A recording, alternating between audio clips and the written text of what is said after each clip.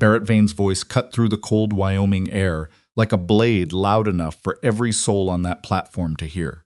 I asked for a woman, not a nursemaid pushing a cripple. He said it standing straight, hat in hand, like a man making a reasonable business complaint at a general store.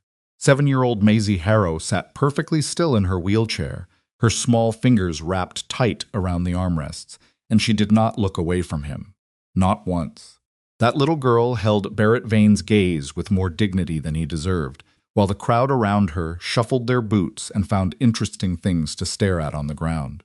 Her mother, Evelyn, didn't scream, didn't cry. She just looked at him, really looked at him. And something in her face shifted from hope into something much harder and much quieter. If you've ever been dismissed like you were less than nothing, in front of people who should have said something, and didn't you already know exactly what that moment cost her? If you're new here, subscribe and follow this story all the way through, because what happens next will stay with you. Hit that like button and drop a comment with your city and country. I want to see how far this story travels.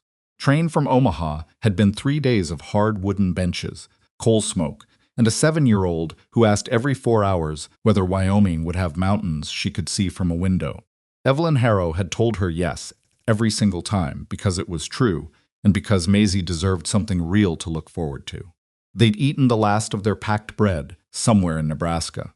Evelyn had given Maisie most of it and told herself she wasn't hungry, which was the kind of lie mothers tell so easily. It stops feeling like lying. She had $31 left. Enough for a week in a boarding house, maybe less if Blackridge ran expensive. She'd calculated it a dozen times on the train, the numbers rearranging themselves in her head like they might somehow add up differently. They never did. Barrett Vane had written her good letters. Careful, considered letters that talked about the land, the cattle, the size of the house, what kind of winters Wyoming brought. He'd asked about her skills cooking, managing a household, keeping accounts. She'd answered honestly. She'd told him she had a daughter. She'd said Maisie was 7 and clever and would not be a burden to anyone.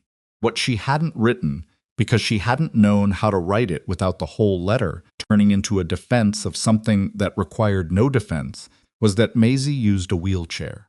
Had used one since she was 4, when a fever burned through her legs and left them unable to carry her weight.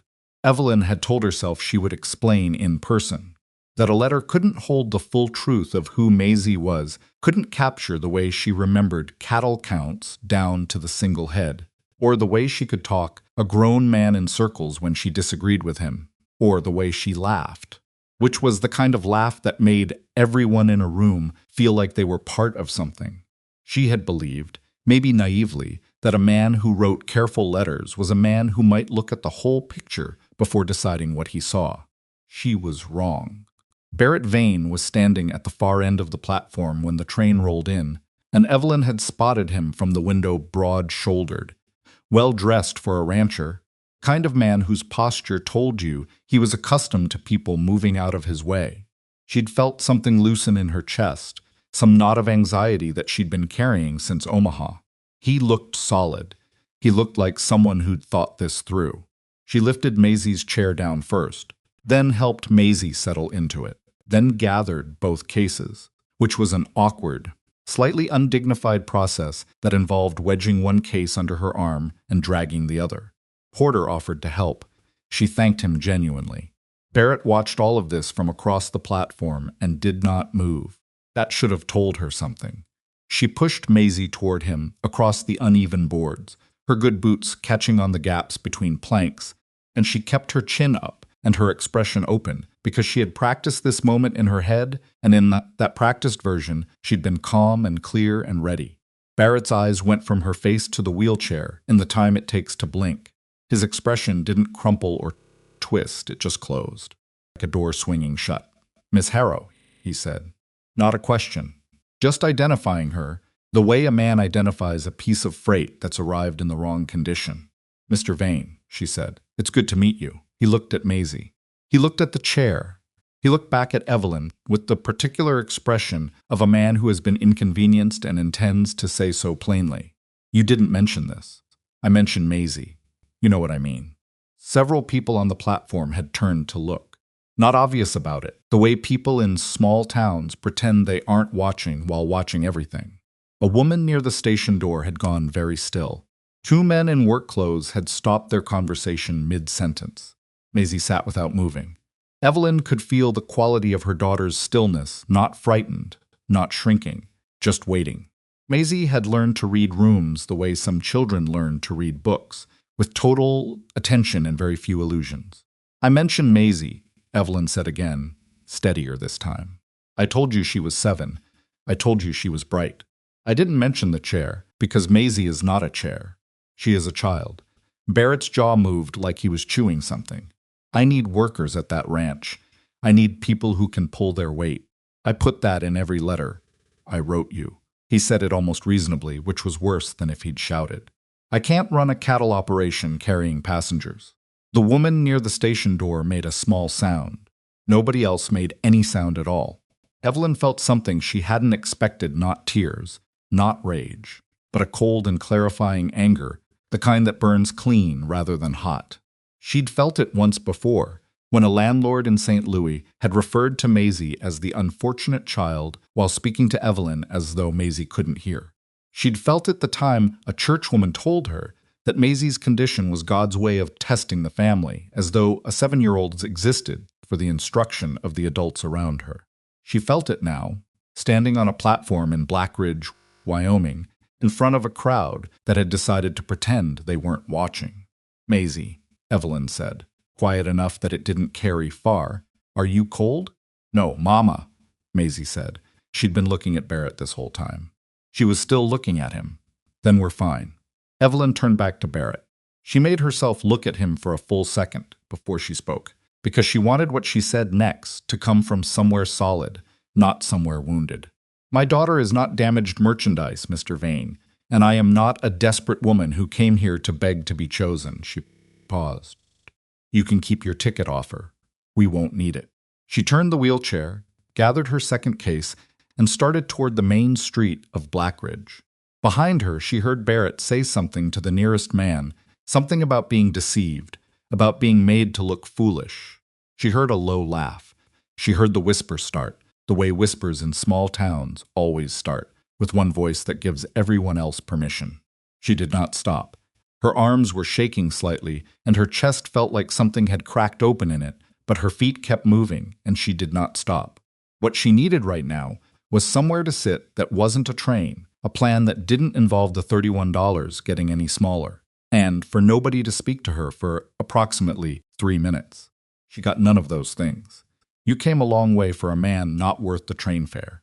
The voice came from her left, and it wasn't cruel about it. There was no mockery in it, just a plainness that caught her off guard. She turned and found herself looking at a man she hadn't noticed in the crowd, which was easy to understand once she saw him, because he was the kind of man who seemed to take up exactly the space he occupied, and no more. 40, maybe a little past it, a working man's hands, a face that had been weathered gradually rather than damaged. He wasn't dressed better than his occupation, and his occupation was clearly cattle. He wasn't looking at the chair. He was looking at her, thing she noticed first, not at Maisie, not at the luggage, at her with the direct and uncalculating attention of someone who had already done his thinking and arrived at a conclusion. "Callahan," he said. "I run Iron Hollow Ranch. East of town, Evelyn Harrow," she said, cautious. "And this is Maisie." "Hello, Maisie," he said. And he said it to Maisie, not to the general air above Maisie's head. "Hello," Maisie said. She was still watching him the way she'd been watching Barrett, but her hands had loosened on the armrests. "I have a proposal that's not charity," Rourke said, returning to Evelyn. "My ranch house is a mess. My accounts haven't been kept properly in 2 years. My men eat like they're serving a sentence." He paused. "I need a housekeeper who knows what she's doing. Room and board for you and your daughter, wages at the end of each month. Work in exchange for work. Nothing complicated." Evelyn studied him the way she'd learned to study people since St. Louis, not the face they were showing, but what sat underneath it. She'd gotten reasonably good at reading the difference between a man who was offering something generous and a man who was offering something that would cost more than money. "Why?" she said. He seemed to consider whether to give her a long answer or a short one. because you just told Barrett Vane to go to hell in about the most composed way I've ever seen anybody tell anybody anything. And because your daughter didn't blink." Maisie made a small sound that was the beginning of a laugh, and then pressed her lips together. "It's not a reason to hire someone," Evelyn said. "No," Rourke agreed, "but it's a reason to think a person might be worth talking to. And you need work. I need work done. That part's simple enough." Evelyn looked at the town around her, the way several people were still watching from careful distances, the way the station platform still had Barrett Vane standing on it like a man waiting for something to go in his favor. She looked at her 2 battered cases, and at Maisie, and at the $31 she was already spending in her head. "If I find out it's charity dressed up as work," she said, "I'll leave." "Fair enough," Rourke said. He picked up both her cases without asking, in the matter-of-fact way of someone who carries things, because carrying things is practical, not because he's performing helpfulness. Evelyn followed him, pushing Maisie's chair toward the edge of town, where a wagon waited. Behind them on the platform, Barrett Vane watched them go. Evelyn didn't look back. She didn't need to. She could feel it, the particular weight of being watched by someone who expected you to fail, and was already angry that you hadn't. She knew that feeling well enough to recognize it. She also knew it wouldn't be the last time she'd feel it in Black Ridge. But for the first time since Nebraska, the numbers in her head stopped rearranging themselves. $31. Room and board. Wages at the end of each month. A door hadn't opened, but something had some narrow and provisional possibility that wasn't there an hour ago. Maisie reached up and touched her mother's hand on the wheelchair grip. Evelyn didn't say anything. She didn't have to. The wagon road to Iron Hollow was not a road so much as a suggestion, 2 ruts worn into the earth by years of wheels going the same direction, interrupted by rocks that Rourke navigated around without comment, and one low creek crossing that sent cold water spraying up through the floorboards. Evelyn braced Maisie's chair with her foot and said nothing. Maisie watched the water with complete interest, as though the creek had done something personally fascinating. Rourke drove without talking much, which Evelyn appreciated more than she expected to. She'd braced herself for the questions, the polite, intrusive kind that people asked when they wanted information, but didn't want to seem like they were asking for information. How long has she been like that? Was it from birth? Is it permanent? What happened exactly?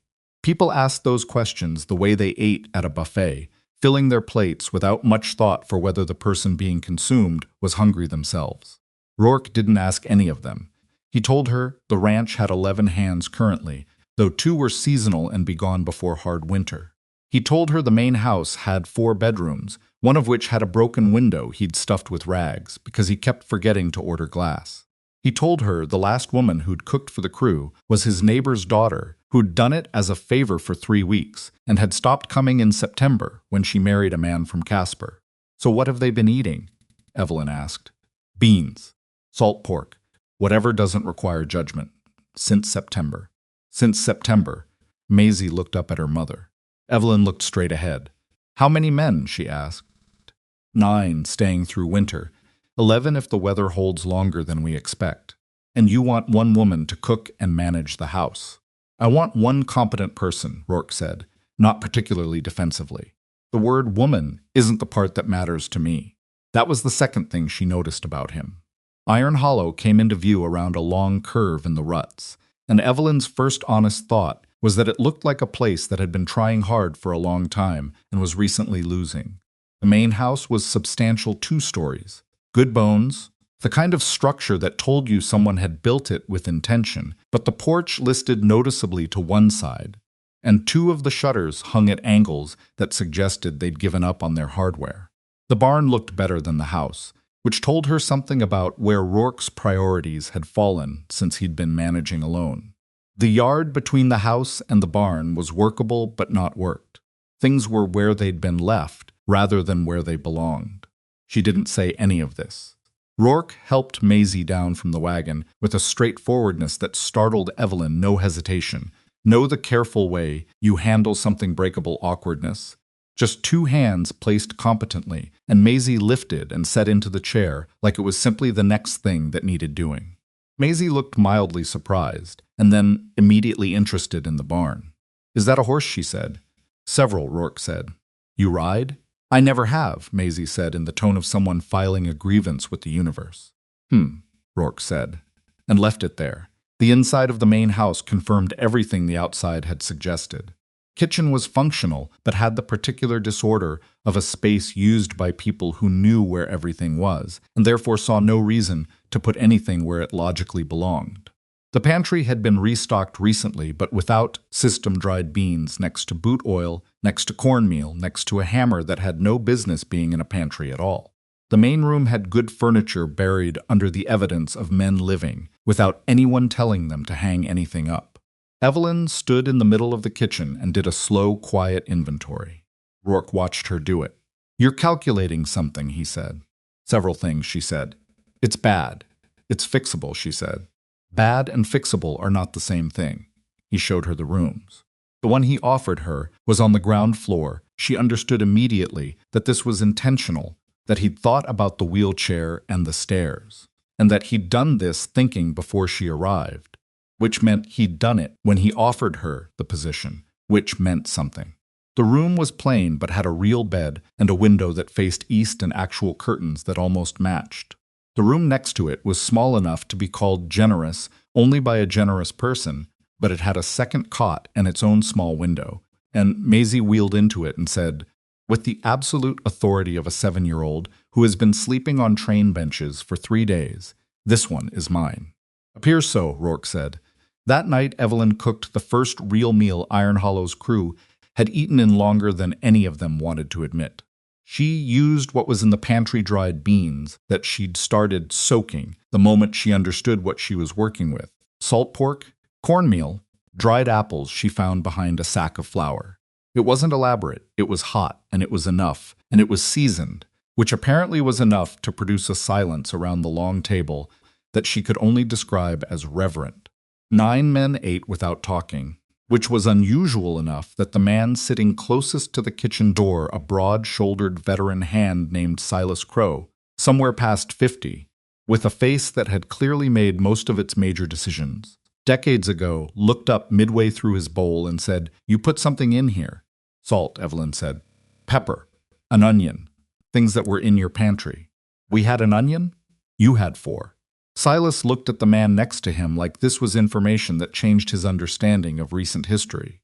After dinner, when the men had gone back to the bunkhouse and Maisie was asleep with the speed of a child who'd been burning through reserves for days, Evelyn sat at the kitchen table with a piece of paper and a pencil and wrote down everything she'd observed in the pantry. The storage shed, the state of the floors, the condition of the windows, and what she estimated the immediate priorities were. Not a list she intended to show anyone, just a way of organizing her own thinking, of making the problem feel smaller by making it specific. Rourke came in for water and found her at it. He didn't ask what she was doing. He looked at the paper for a second, said window glass. That's priority 1, and went back to bed. She sat for another hour making her lists. The next morning she started, not with the big things, the porch, the window, the pantry reorganization. She started with the stove, because the stove was where she'd spend most of her hours, and it needed to be right before anything else could be right. She cleaned the flue, adjusted the damper, identified which burner was running uneven, and had it operating properly by the time the crew was ready for breakfast. Breakfast was different from what they'd been eating. Not dramatically, she wasn't performing, but scrambled eggs with the last of some dried herbs she'd found in a tin that had been pushed to the very back of the pantry shelf. Biscuits that required 30 minutes she didn't technically have but made anyway, because biscuits were the kind of thing that told a household whether someone was paying attention. Silas ate 2 of them and looked at the biscuit in his hand with the expression of a man being confronted by an old memory. "My mother made these," he said. "Not to anyone in particular." "Most mothers did," Evelyn said, which wasn't unkind.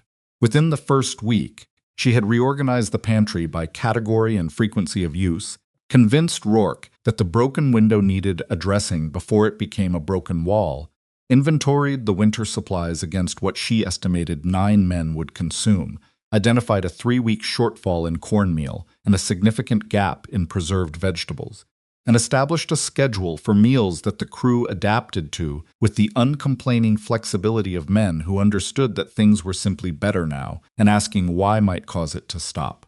Maisie watched all of this from wherever she could position herself to see it clearly.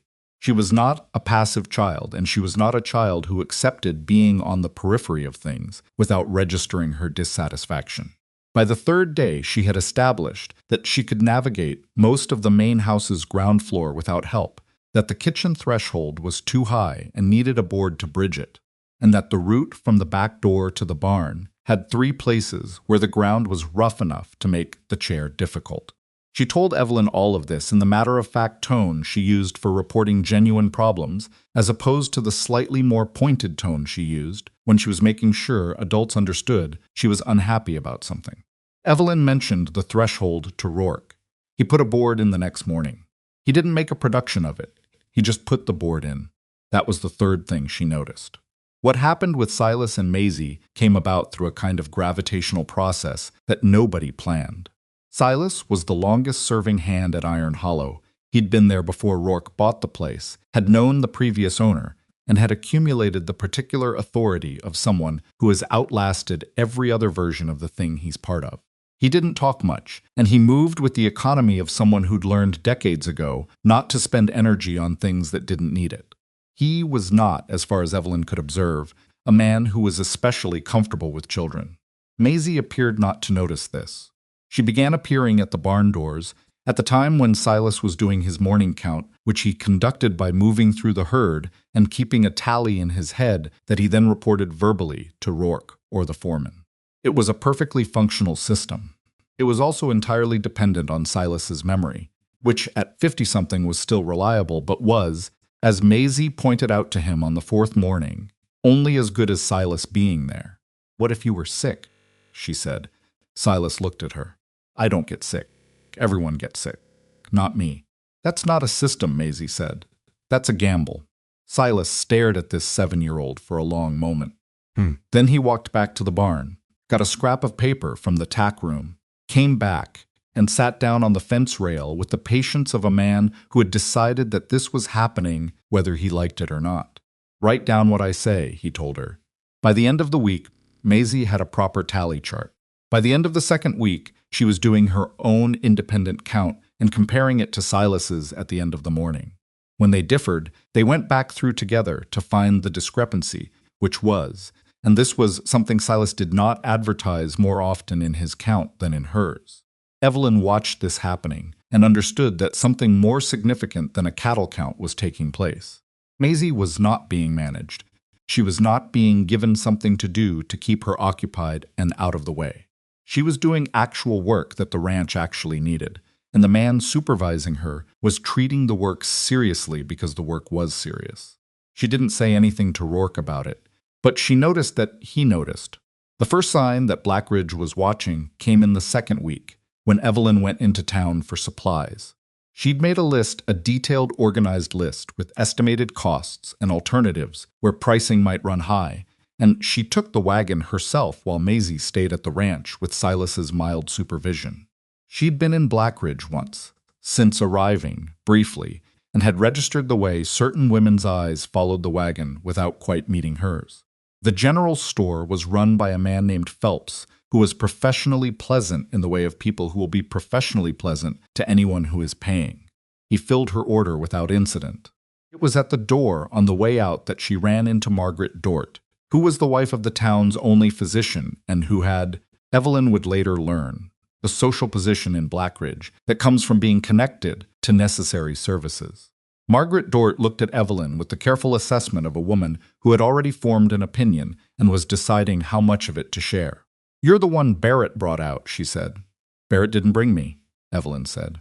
"I came on my own, of course," Margaret said, with a smile that didn't quite reach where smiles were supposed to reach. "And you're working for Rourke Callahan." "Now I am. How is that going?" The question had 3 layers, and Evelyn could feel all of them. How is it going meant, was it as unsuitable as expected? Meant, did you manage to make yourself respectable enough for a cattle ranch? Meant, isn't it awkward living with a man who isn't your husband while your crippled daughter watches? "Well," Evelyn said pleasantly, "thank you for asking." She went back to the wagon with her supplies and sat for a moment before picking up the reins. Her hands were perfectly steady. That was the thing about this particular kind of anger. It didn't make her shake anymore. It just made her very quiet in a way that had nothing to do with calm. She drove back to Iron Hollow and reorganized the cold storage, which was something she'd been planning to do anyway, and which took 2 focused hours during which she didn't think about Margaret Dort at all. It was during that 3rd week that Barrett Vane reappeared. Not in person, initially. He reappeared the way influential men in small towns always reappear when they've been made to feel small through other people's mouths. The feed supplier mentioned to Rourke that he'd heard Iron Hollow was in some financial difficulty. The implication was that Barrett had been talking. The hardware man in town was suddenly uncertain about extending the credit Rourke had held for 6 years without a single late payment. Rourke told Evelyn about it that evening after dinner, standing in the kitchen while she was finishing the accounts. Not to alarm her, she understood more because he seemed to be the kind of man who processed things by saying them out loud to someone he trusted, and she was currently the someone in the room. He's going to push on the suppliers, she said. Probably. Can you switch any of them? Rourke thought about this. Some. The feed mill in Deering is farther, but they've been straight dealers. Then start shifting the orders. Quietly. Before he gets there. Rourke looked at her. You've dealt with this kind of thing before, he said. It wasn't a question. My husband's brother, she said. After my husband died, he decided he had a claim on the house. Men like Barrett don't like losing a thing they decided was theirs, even if it was never really theirs. She didn't elaborate. Rourke didn't ask her to. I'll write to Deering tomorrow, he said, and went to bed. She sat with the accounts for another hour. The numbers at Iron Hollow were not comfortable. The ranch was running, but running tight, with no margin for a bad season and less margin for an enemy with resources. Barrett Vane had more money than Rourke, and he had patience, which was a worse combination than money alone. She was still thinking about this when she heard the sound from Maisie's room. Not distress, she'd learned. Maisie's distress sounds within 48 hours of arriving, because a mother learns those first and everything else second. It was the sound of Maisie awake and thinking. The particular restlessness of a child whose brain ran past the point where her body wanted to sleep. Evelyn went in and sat on the edge of the cot. Tell me what you're thinking about, she said. The count, Maisie said. If we had 47 on Tuesday and 49 today, that's 2 more than last week. But Silas says 2 calves came in from the north pasture Thursday, so that's right. But the number in September should have been higher based on what Silas says the spring count was. Are you sure about September's number? Silas told me. He said 53 in April. 53 minus normal losses in summer is about 48 or 49. So where we are now is right. But September should have been 49 too, not the 44 he remembers. Evelyn looked at her daughter. Tell Silas in the morning, she said. Write down your math so he can see how you got there. What if I'm wrong? Then you'll figure out where you went wrong. That's how you get better at not being wrong. Maisie considered this with the seriousness she applied to most things. Mama, she said. What? I like it here. Evelyn smoothed Maisie's hair back from her forehead. Her throat did something complicated. Go to sleep, she said. She sat there until Maisie's breathing evened out, and then she sat there for another few minutes after that, because she needed somewhere to put the feeling that had come up when Maisie said those words, and she hadn't found the right place for it yet. I like it here, so did she. That was the problem, and the grace of it simultaneously. She was beginning to like a place that a man with money and a grudge was already working to take apart. The following week, Rourke rode into Blackridge for a meeting with the county land office. He came back with the expression of a man who'd been told something unpleasant in official language, which was designed to make unpleasant things harder to object to. Barrett had filed a legal claim against the creek that fed Iron Hollow's eastern grazing land. The claim was procedurally thin, but it was filed, which meant Rourke needed an attorney, which cost money Iron Hollow didn't have to spare. Evelyn listened to this standing in the kitchen, holding a dishcloth she'd forgotten she was holding. He's not going to stop, she said. No, this isn't about the creek. I know what it's about, Rourke said. His voice was flat in a way she'd come to understand wasn't indifference, but it's opposite the flatness of someone keeping a lid on something that would be counterproductive to express. Then we deal with it. she said. You deal with the attorney. I'll deal with the money side. Let me look at the accounts again tonight and find where we can pull. Evelyn. He said her name like he was deciding whether to say the next part. You don't have to do this. She looked at him. I work here, she said. This is the work. He nodded once, slowly, and she understood that something had shifted between them in a way that neither of them was going to examine closely right now, because right now there were accounts to review and a legal threat to manage and Barrett Vane to outlast. She went back to the accounts. Outside, through the kitchen window, she could see Maisie and Silas at the work table. Silas had built she'd come out one morning 3 days ago to find him constructing it beside the barn, measuring the height with the deliberateness of a man who understood that getting this wrong would be noticed. The table was exactly the right height. He'd measured it 3 times. Maisie had informed her proudly, because the first version wasn't exactly right. Maisie was showing Silas something in the tally notebook, tracing a column with her finger, saying something that made Silas tilt his head slightly in the way he did when someone had given him information he hadn't considered. The Wyoming autumn light was going gold on the barn boards and on Maisie's hair, and for a moment the accounts on the table in front of Evelyn meant nothing at all. Then they meant everything again. Because Barrett Vane had money and patience and a grudge, and Evelyn Harrow had $31 that was now $14, a room in a house that wasn't hers, and a daughter who had said, I like it here, with the unguarded honesty of a child who hadn't yet learned to protect herself from hoping. And Evelyn was going to be absolutely certain that hope was not wrong, whatever that required. However long it took, she picked up her pencil and went back to the numbers. Rourke left for Cheyenne on a Tuesday, before the sun was fully up. Evelyn stood on the porch, the listing, dangerous porch that she'd been mentally rebuilding since her first morning at Iron Hollow, and watched the wagon disappear down the rut road with the particular feeling of someone watching a safety net fold itself up and drive away. She didn't let herself stand there long. Standing and watching accomplished nothing, and she had approximately 11 things that needed to happen before noon. He'd be gone 4 days, maybe 5. The attorney in Cheyenne was the best option within reasonable distance for the water rights case, and Rourke had delayed the trip twice, already trying to find a way to manage the cost. Evelyn had found him $40 in the accounts that he hadn't seen, not invented, genuinely there, buried in an old equipment ledger that hadn't been reconciled against actual expenditures in over a year. She'd put the reconciled figures in front of him without comment and let him look at them. He'd looked at the $40 for a long moment. You found this in my own books, he said. Your books weren't wrong, she said. They just weren't finished. He'd taken the $40 and written to the attorney the next morning.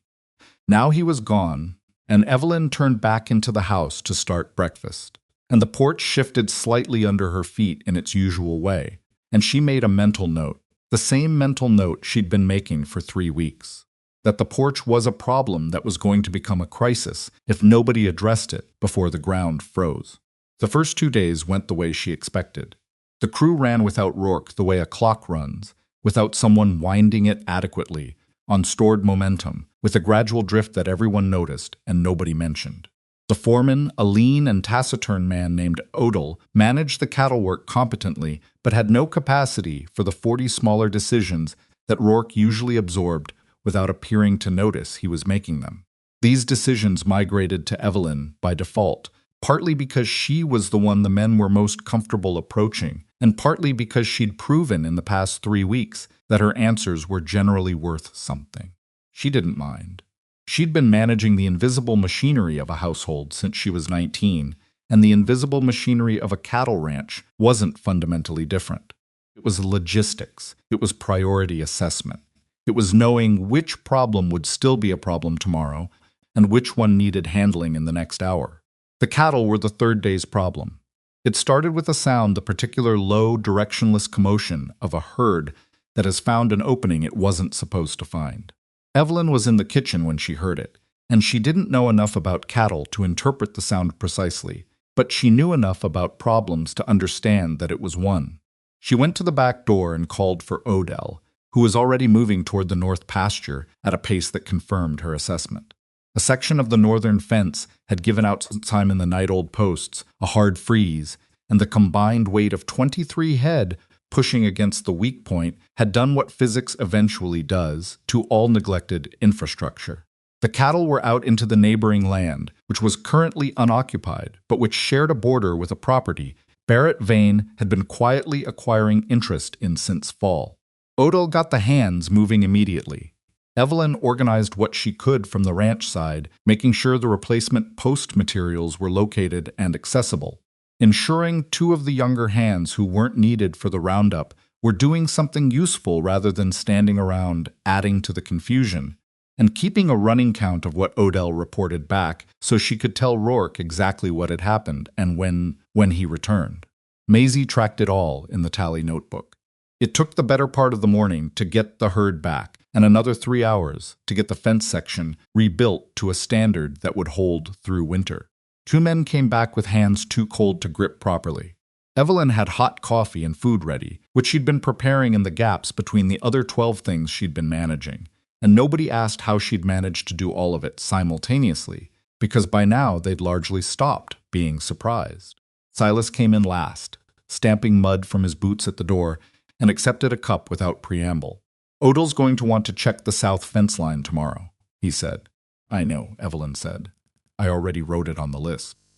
Silas looked at her for a moment with an expression she'd come to recognize. It was the expression he wore when he'd revised his opinion of something upward and was deciding whether to say so. He didn't say so. He drank his coffee. She considered that sufficient. The surveyor arrived on the 4th morning. Evelyn was at the work table with Maisie, going through the week's tally numbers and helping Maisie reconcile a discrepancy she'd found between Tuesday's count and Wednesday's, when she heard a horse and looked up to find a man she didn't recognize coming through the main gate on a roan mare, carrying the particular equipment of someone who measures things for official reasons. She set down her pencil.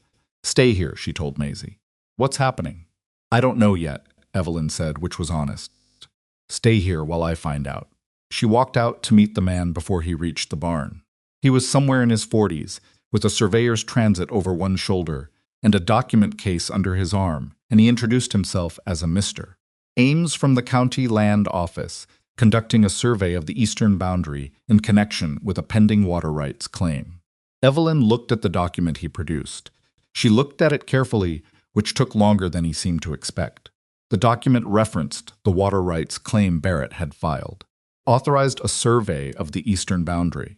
It was signed by a county official she didn't recognize. It listed the date of authorization as 2 weeks prior. "Mr. Callahan is not on the property," she said. "The survey doesn't require the landowner to be present," the man said, with the patience of someone who has explained this before. "I'm not suggesting it does," Evelyn said. "I'm telling you that the landowner is not present so that you understand I am the person responsible for this property in his absence, and I am asking you to wait until he returns." "Ma'am, the authorization." "I can read the authorization," she said. "It authorizes a survey. It does not specify a date by which that survey must begin. Mr. Callahan returns within the next 2 days. You're welcome to come back then." The man looked at her with the mild irritation of someone whose morning has not gone according to plan. "This is a county proceeding," he said, "and this is private land," she said. "I'm not preventing the survey. I'm asking you to conduct it when the landowner is present, which is a reasonable request that any judge would find reasonable." She paused. "Would you like to write down when Mr. Callahan is expected back? I can give you the specific date." He wrote it down. He left. Evelyn stood in the yard until he was through the gate and back on the road, and then she turned and found Maisie sitting 20 feet away, having wheeled herself out from the work table to watch. "You made him leave," Maisie said.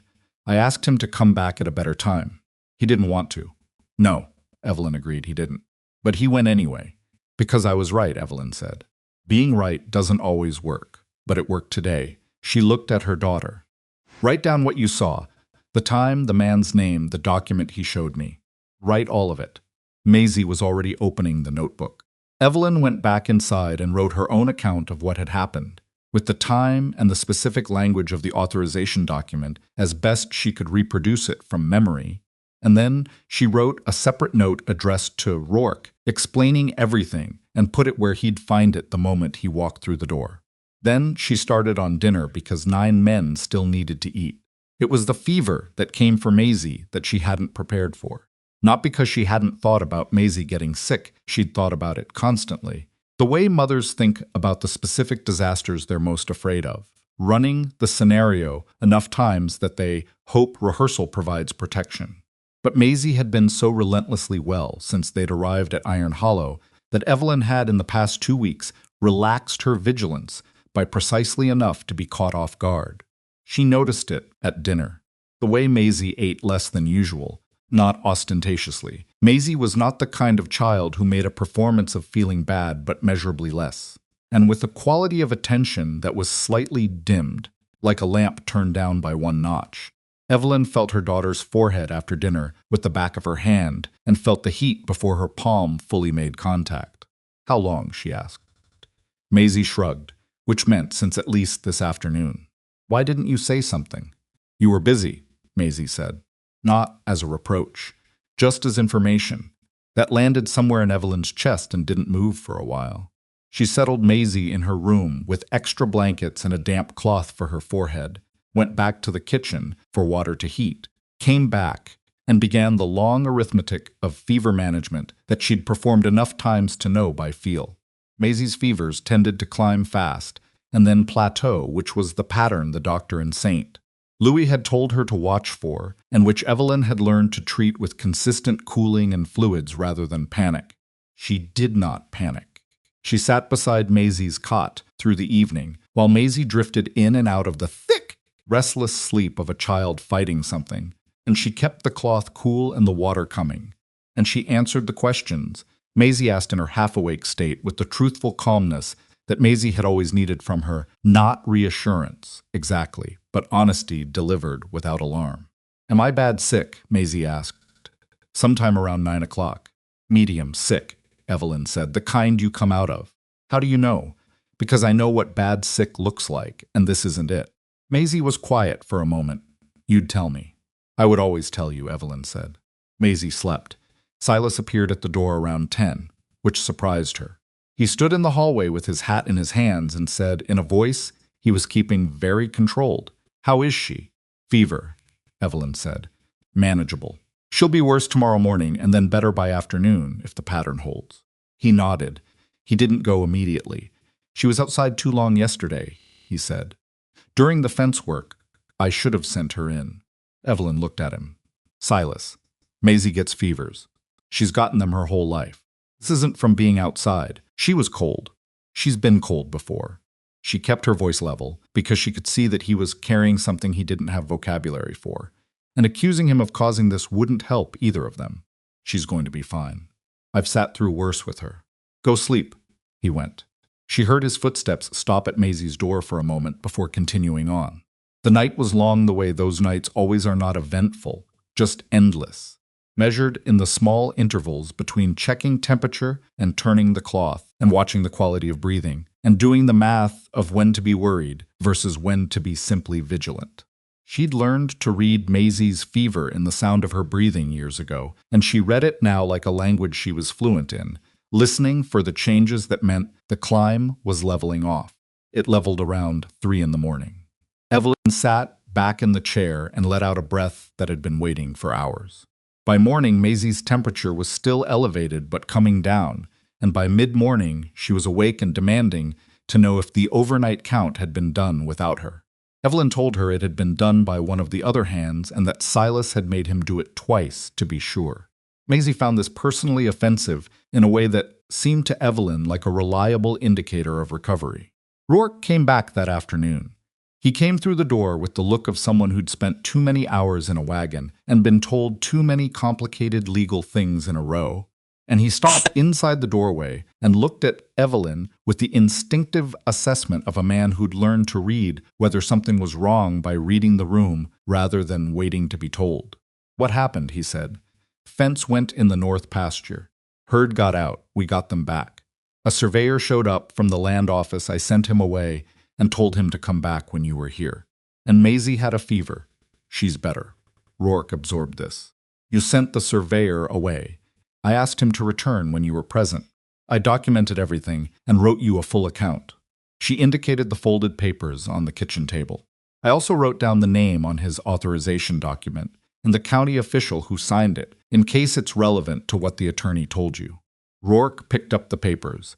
He read them in the way of a man reading something more carefully than he was letting on. The attorney says we have a real case, he said. There are original survey records from 1871 that Barrett's claim conveniently doesn't reference. If we can get them into the hearing, the claim falls apart. He set the papers down. He also says Barrett probably knows this, which means Barrett filed this claim expecting it to cost me money and time and energy more than expecting to win it. It's working, Evelyn said, plainly. The money side's getting thin. I know. What do you need from me on that? He looked at her for a moment. Not in a way that had anything uncomfortable in it, just with the expression of a man who was still sometimes surprised by the particular way she engaged with problems, which was without performance and without waiting to be asked. Keep finding what's there that I'm not seeing, he said. The way you found the $40. There might not be another $40. No, he said, but there might be something. She nodded. He went to wash the road off himself, and she went back to checking on Maisie, and the ranch settled back around them the way a house settles back after a door has been opened and closed a small adjustment, and then the resumption of everything that had been continuing all along. It was 2 days later that Barrett made the move none of them had anticipated. He filed a complaint with the County Welfare Authority. The specific allegation was that Evelyn Harrow was neglecting the care of her disabled minor child by raising her in an isolated and unsuitable environment, specifically a working cattle ranch without adequate medical access or appropriate facilities. Rourke found out from Odell who'd heard it in town. He came to Evelyn directly and told her plainly and without softening it, which she would be grateful for later. Softening it would have meant he thought she needed protection from information, and she didn't. She sat with it for a full minute before she said anything. He filed a welfare complaint, she said, against me. For Maisie, yes, he went after Maisie, yes. Something in her face went very still. Rourke watched her and said nothing. She stood up from the table, went to the back door, and looked out at the yard. The work table Silas had built measured 3 times until the height was exactly right. At the path from the house to the barn that Rourke had quietly cleared of the worst rocks over the course of 2 weeks, 1 or 2 at a time, without ever making it a thing he'd done. At the ramp he'd put over the back threshold and the board bridging the kitchen doorway and the cleared, level route from the east side of the house to the outhouse that she'd asked about once and that had been addressed before she'd finished the sentence. She stood there until the stillness in her face moved into something harder and more specific. Then she turned around. I need to talk to Margaret Dort, she said. Rourke looked at her carefully. The doctor's wife. Yes. You don't like her. I don't need to like her, Evelyn said. I need her to understand what Barrett just did. Because Margaret Dort has a position in this town, and she's the kind of woman who decides whether the other women in this town follow her or don't. And Barrett just accused a mother of neglecting her disabled daughter. On a ranch where that daughter has a custom-built work table, clearly marked paths, and more independence than she's had anywhere in her life. She paused. Margaret Dort is not going to like that, not because she likes me. Because she's a mother, and what Barrett just did is something no mother likes. Rourke was quiet for a moment. When do you want to go?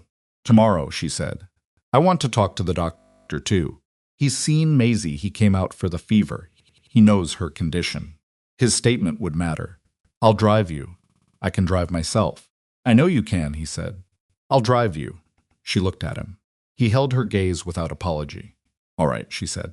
They went the next morning, and what happened in Blackridge over the following 3 hours was not a campaign in any organized sense. Evelyn was not a woman who operated through charm or strategy so much as through the straightforward presentation of facts, too.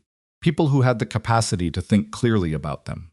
She told Margaret Dort what Barrett had filed and what the actual conditions at Iron Hollow were, specifically in detail. She let the specifics do the work. The work table, the pathways, the count notebooks, the fact that Maisie's fever had been managed successfully and documented, the fact that the nearest doctor was the same distance from Iron Hollow that he was from half the ranches in the county. Margaret Dort listened to all of it with the focused attention of a woman who has learned to listen past what's being said to what's actually being said. He filed this after the surveyor, she said. Yes, because the surveyor didn't work.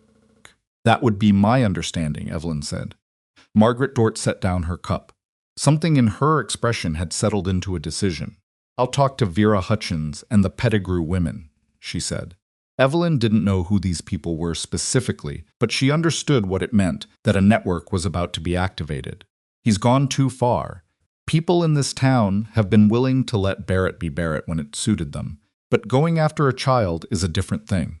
I'm not asking anyone to take a side in— You're not asking anyone anything, Margaret said with a firmness that wasn't unkind. I'm telling you what's going to happen. The county inspector, Edwin Pike, arrived at Iron Hollow 8 days later, on a gray Thursday morning, with the careful demeanor of a man who expected to find something and was open to being wrong. He was somewhere in his late 40s, methodical, the kind of official who'd learned to separate the allegation from the evidence, because allegation wasn't evidence and acting otherwise caused problems. Evelyn met him at the gate. She showed him the house. She showed him the ramps, the pathways, the cleared routes, the ground floor bedroom, the kitchen threshold board. She showed him the pantry, stocked and organized. She showed him Maisie's room, which had Maisie's books on a shelf at wheelchair height, and the window Rourke had repaired, and Maisie's leather tally notebook on the small desk that Rourke had found in a storage room and adjusted to the right height without being asked. She did not guide him toward the barn. She let him find it. He found Maisie and Silas at the work table. He stood back and watched for a moment. Maisie was running through the morning count, reading her numbers back to Silas, who was checking them against his own mental tally with the expression he wore when he was genuinely verifying rather than performing verification. They disagreed on one number 46 versus 47 in the south pasture, and Maisie said, with complete composure, that they should recount the south pasture before writing anything down. Solid practice, Silas said. That's what you always say, Maisie said. And then the recount is usually right. Usually mine, Silas said. Not last week, Maisie said. Pike stepped forward at that point and introduced himself. Maisie looked at him with the direct assessment she applied to new people, not unfriendly, just evaluating. Are you the inspector, she said. I am, Pike said. About me? About the conditions here, he said carefully. Maisie thought about this for a moment. Then she turned the tally notebook toward him and showed him the week's counts, organized by date and pasture section, with discrepancies noted and resolved. I do this every day, she said, except when I was sick. Silas did it those 2 days, but he said my system was better than his, so now he uses mine. Pike looked at the notebook. He looked at the work table. He looked at Silas, who returned the look with the magnificent blankness of a man who has nothing to justify. Who built this table? Pike said. Maisie put her hand on the edge of it with a proprietary firmness. Silas did. He measured it 3 times because the first version wasn't exactly right.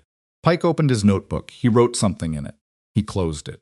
He asked Evelyn several questions after that, about medical access, about nutrition, about the handling of the fever, about schooling Evelyn had been teaching Maisie herself, which she explained. And she produced the reading and arithmetic work Maisie had done in the past 4 weeks, which was organized in a separate folder, because Evelyn organized everything in separate folders now, a habit she'd developed sometime in the 2nd week as a response to the feeling that things might be taken from her, and she intended to have records. He interviewed 2 of the ranch hands separately. He spoke briefly with Silas. He walked the property, including all the paths and the cleared routes. Then he came back to Evelyn. The complaint is not supported by what I've observed, he said. She didn't say anything. She waited. I'll file my report with the county office this week, he continued. You'll receive a written notice of dismissal. Thank you, she said. He nodded. He looked briefly, like a man who wanted to say something else, but had decided to stay within official bounds. He walked to his horse, mounted, and rode back toward the road. Evelyn stood in the yard until he was gone. Then she sat down on the edge of the work table, next to Maisie, and for a moment she was simply tired, the specific, deep tiredness of someone who has been holding something steady for a long time and has only just allowed herself to notice the weight. Maisie leaned slightly against her arm. Did we win? Maisie said. Complaints dismissed, Evelyn said. So yes. Good, Maisie said. Then Silas thinks we should recount the south pasture before lunch. Then you'd better do that, Evelyn said. Maisie wheeled herself toward the south pasture gate, calling for Silas, and Evelyn watched her go across the cleared path, through the gate that Rourke had widened 2 weeks ago without commenting on it, out into the thin autumn light. She stayed there for a few minutes. Barrett had filed a welfare complaint against a mother for raising her wheelchair-using daughter on a cattle ranch. What he'd actually done, without understanding he was doing it, was give every person in Blackridge who'd been quietly watching a reason to pick a side. He'd given Margaret Dort a reason. He'd given the doctor's wife a reason. He'd given the women who'd whispered on the platform about the woman Barrett rejected a reason to stop whispering and start writing statements. He'd given the county inspector something to observe, and what the county inspector had observed was not neglect. What he'd observed was a child who corrected her supervisor's cattle count and requested a recount of the discrepancy and organized her tally system well enough that a 50-year-old cattleman had adopted it. Barrett had gone after Maisie, and in doing so, he'd made the only mistake worse than everything that had come before it. Evelyn walked back into the house. There were still accounts to manage, dinner to plan, and somewhere in the numbers she needed to find more room to fund the water rights attorney. The legal battle wasn't over. Barrett still had the creek claim, and he still had money, and he still had the patience of a man who believed that pressure, applied long enough, broke everything eventually. But he'd gone after Maisie, and now the town knew exactly what kind of man Barrett Vane was. That was not nothing. In a place like Blackridge, in a time when a person's word was the currency they spent every day, the knowledge of what a man was capable of filed away in the minds of every woman who'd signed a statement and every hand who'd testified and every neighbor who'd heard that knowledge had a weight to it. Evelyn picked up her pencil and opened the accounts. Outside, she could hear Maisie's voice carrying from the south pasture, counting. The dismissal notice from the county office arrived on a Friday, and Rourke set it on the kitchen table without ceremony and went back outside to finish what he'd been doing, which was repairing a section of the barn roof before the next cold front came through. Evelyn read it twice, filed it in the folder she kept for documents related to Barrett's various maneuvers, and made dinner. That was the thing about surviving. It didn't arrive with a trumpet. It arrived looking exactly like the next ordinary thing that needed doing. But underneath the ordinary, something had shifted in Blackridge. Evelyn could feel it the next time she went to town, in the way Margaret Dort stopped her outside the general store and spoke to her directly, instead of through the layered politeness she'd used in their first meeting. In the way Phelps at the general store mentioned, almost as an aside, that he'd been hearing good things about Iron Hollow's operation this winter. In the way 2 women she didn't know by name nodded to her on the street with the specific nod of people who have made a decision about you and want you to know it came out in your favor. Barrett's complaint had backfired in the way that overreach always backfires, not immediately, not dramatically, but in the slow and permanent way that a person's reputation adjusts itself to what they've actually done. People in Blackridge had been willing to follow Barrett's lead when his lead cost them nothing. Going after a child cost them something. It cost them their own self-image, and people will forgive a great deal before they'll forgive an attack on that. None of this meant Barrett was finished. Evelyn understood that clearly enough. The water rights hearing was still pending, and Barrett still had the legal machinery running, and the attorney in Cheyenne had written to say the hearing had been scheduled for February, which gave them roughly 10 weeks. 10 weeks to hold the ranch together financially, to keep the crew paid, to maintain the cattle through what the old hands were already saying was shaping up to be a hard winter. It was Rourke who told her about Gideon Shaw. He came in from town one evening in late November with snow on his coat and the look of someone who'd learned something that required thinking through before discussing. Evelyn was at the accounts. She was always at the accounts, which had become her primary battlefield, and she looked up and waited. Rourke poured himself coffee and sat down across from her and said, "Barrett's been talking to Gideon Shaw." Gideon Shaw owned the next substantial property east of Iron Hollow, not adjacent, but close enough to matter. He was a second-generation rancher in his late 50s who operated with a cautious political intelligence that Evelyn had heard described as Shaw knowing which way the wind was blowing before most people noticed wind. He had 3 sons and 1 son-in-law in the operation, and the kind of consolidated local influence that came from being reliably present for 30 years without making too many enemies. "What kind of talking?" Evelyn said. "The kind where Barrett floats the idea that Iron Hollow's water problems are going to spill into the eastern grazing arrangements, and positions himself as the person who can help Gideon avoid getting caught in the middle of it. He's trying to isolate you. He's offering Gideon something to stay out of our corner," Rourke said, "which is different from making him an enemy. But if Gideon stops being neutral, then you lose access to the shared fence maintenance agreements," Evelyn said. She'd read through all the property arrangements in Rourke's files 2 months ago, the way she read through everything, because she'd learned in St. Louis that understanding the full picture before you needed it was the only reliable form of preparation. And the grazing rotation on the eastern border that you alternate with Shaw's operation in spring. Rourke looked at her. "Yes," he said. She turned her pencil over in her fingers. "Who's Shaw's son?" "The youngest one, Cal, 22, maybe 23. "Why?" "Because you mentioned once that he's been wanting to learn the cattle operation properly, but Gideon doesn't have patience for teaching, and the older brothers see him as extra labor rather than someone learning the business." Rourke set down his cup. He looked at her with the expression of a man watching someone arrive at a destination he hadn't seen the path to.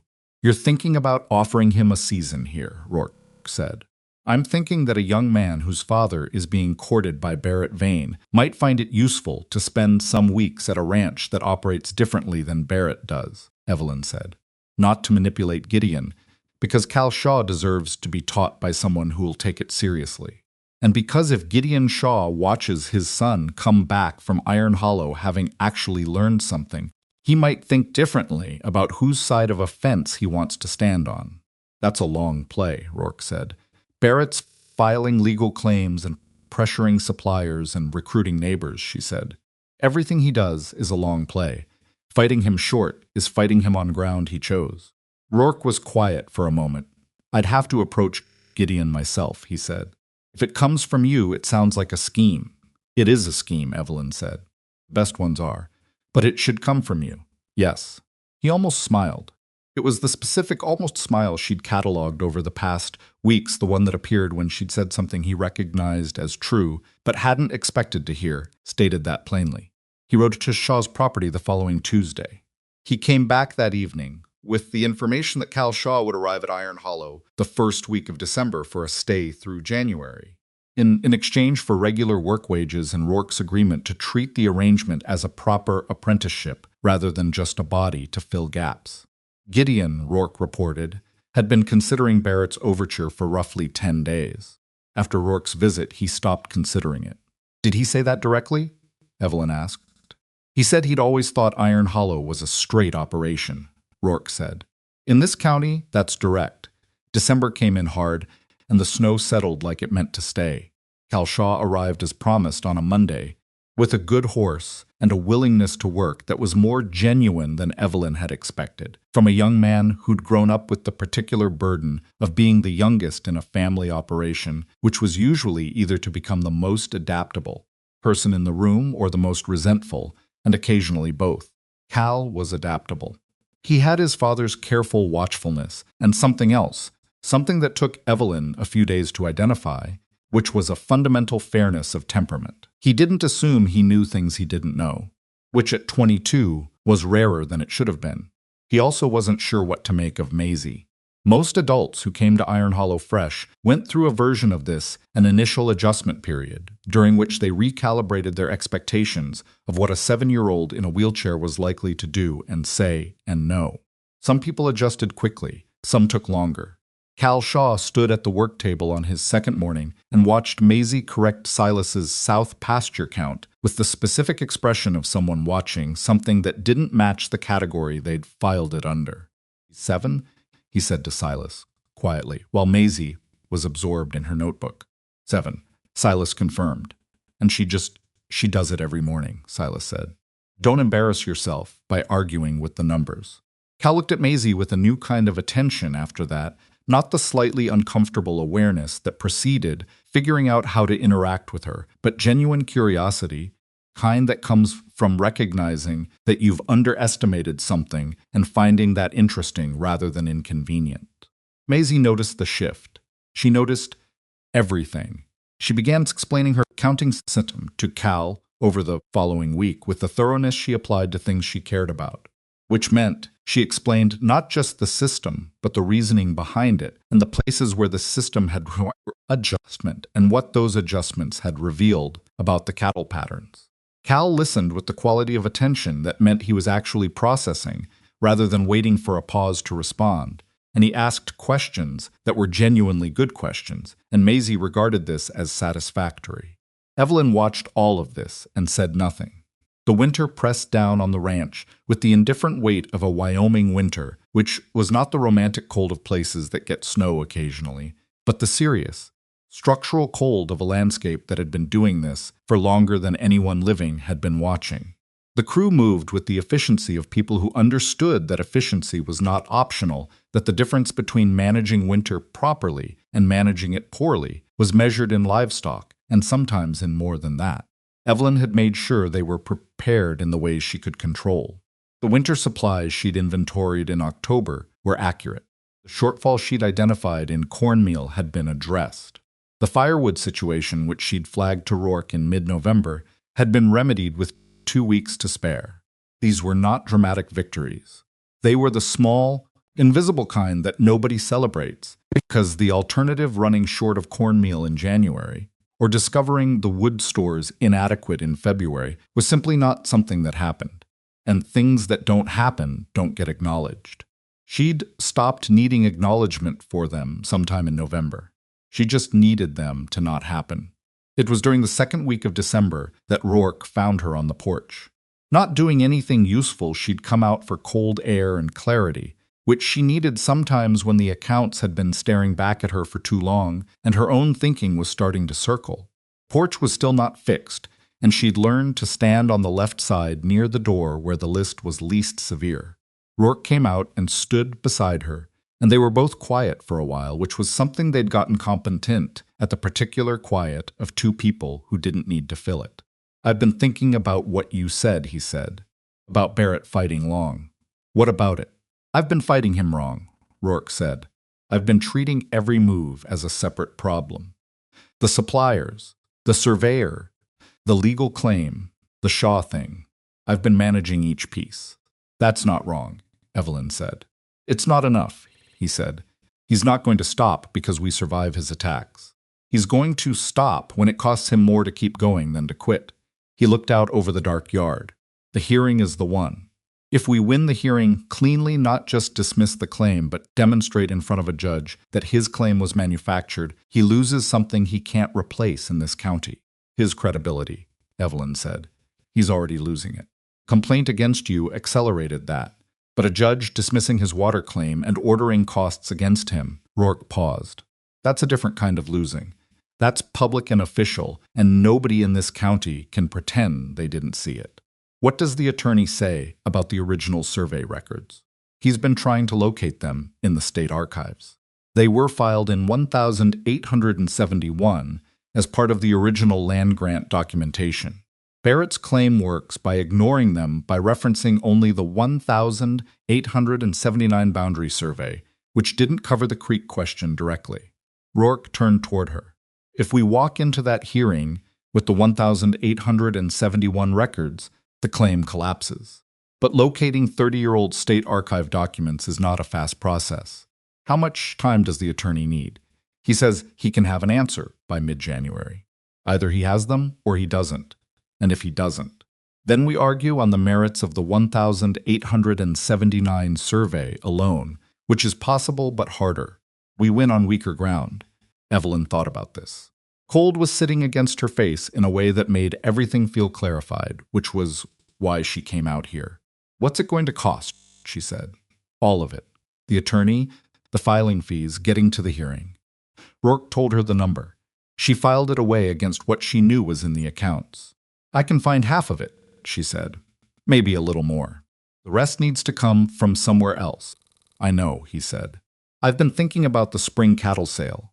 I might be able to negotiate early purchase agreements with 2 of the buyers I've worked with before take less per head in exchange for the certainty of the advance payment. You'd lose margin, some, less than losing the water rights would cost.